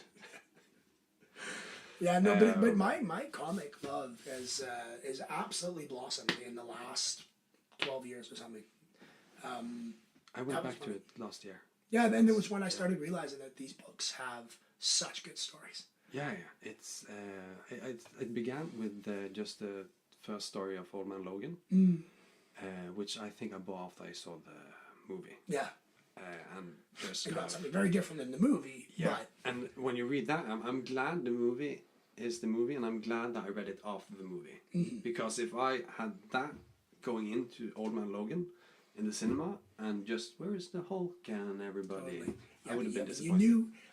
I thought that the way that they did Old Man Logan was so brilliant. That this is a world that there are no more superheroes. This superhero, this doesn't exist anymore. Drop it, right? Where Wolverine drives a limo, right? And it was just like breaking down the superhero trope. He's an Uber driver. Yeah, exactly, right. That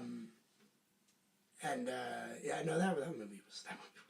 Yeah. So good. I think I might need to watch Man of Steel later, just because to check out the Michael Shannon and just see if I might have been expecting too much. I know what you mean by that, because there's a lot of parts where he's just underplayed, or kind of almost just relying on being Michael Shannon. Like they're just like, yes, Michael Shannon is Zod. Yeah, he can. You have probably watched the video where he reads the sorority letter. That it's just there is a sorority in the States that she sent a mass email to everybody, just kind of really talking them down. Yeah, like horrible wording and just. That she has friends. I can't believe it. And then he just sits in a chair with a glass of whiskey, and he reads the letter, wording it the same way that she's wording it, and with the intensity that Michael Shannon. And he's just taking it really serious. Yeah. The way he reads it, and it's the best. It's like watching Christopher Walken dance. Yeah. It's just mesmerizing. Yeah, you're just like, this is perfect. I could keep doing this now and forever. Weapon of Choice music video. Oh, so good. Just enjoy it. Oh, absolutely. And so did he. That's the best part, right? But he's a classical trained dancer. Yeah. He tried to get a dance move in every movie he's making. Really? Yeah. I didn't know that. You will see it in Joe Dirt when he's the janitor. Oh, yeah. And he's dancing. God, I love Joe Dirt. Yeah. God, I loved that movie. It's the best David Spade movie. Yeah, that was... Where he is the where he's the main, yeah. No, that, and there was another random movie called Mr. Nice Guy, I think, which was with one of the guys from, you probably never even heard of, the Kids of the Hall. Scott Foley, I think is his name, but not that Scott Foley, a different one. And it's a really, really absurd movie. And it made me laugh. And it's one of my like 90s comedies that... I know, I've heard the title. I know that Jackie Chan has a movie called Mr. Nice Guy also, but that's a different one. Different one. Dave Foley, was he part of... Dave Foley, thank you, that's who it was. Dave Foley, yeah. He was in the... there was a television show in the 90s about a radio station, Radio City or Radio... No, he was not on that. Okay, but that's also News Foley. Radio. That was News David, Radio, yeah. That was David Spade. No. David Spade wasn't on that one. David Spade, you're crossing... I know that he wasn't on that. You had Andy Dick. Yeah. You had Phil Hartman. Yeah, Joe Rogan. Yeah, and the guy that came in to take over the station was Dave Foley. David Spade. No, Dave Foley. I'm pretty... Everybody that listening to this is going to check this and figure out that, yeah, the guy that I didn't know had glasses until he told me just now was right. Just Google Dave Foley. Maybe it's a different Dave, but it's not David Spade.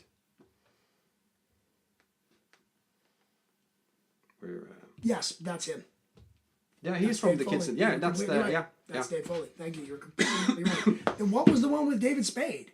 There was another news show. Yeah, I know what you're talking about. I haven't seen it. I've seen clips from it. Yeah, but that's him. That's the guy from Mr. Nice Guy. And it's really, really stupid. But I have to check it out. Maybe I can find it on Netflix or Viaplay for not legal downloading. I'm not going to say that on tape. No, I would never say anything about stealing stuff. No. But shall we Let's wrap it up? Yeah, perfect. Cheers, man. Thank you. No worries. Thank you.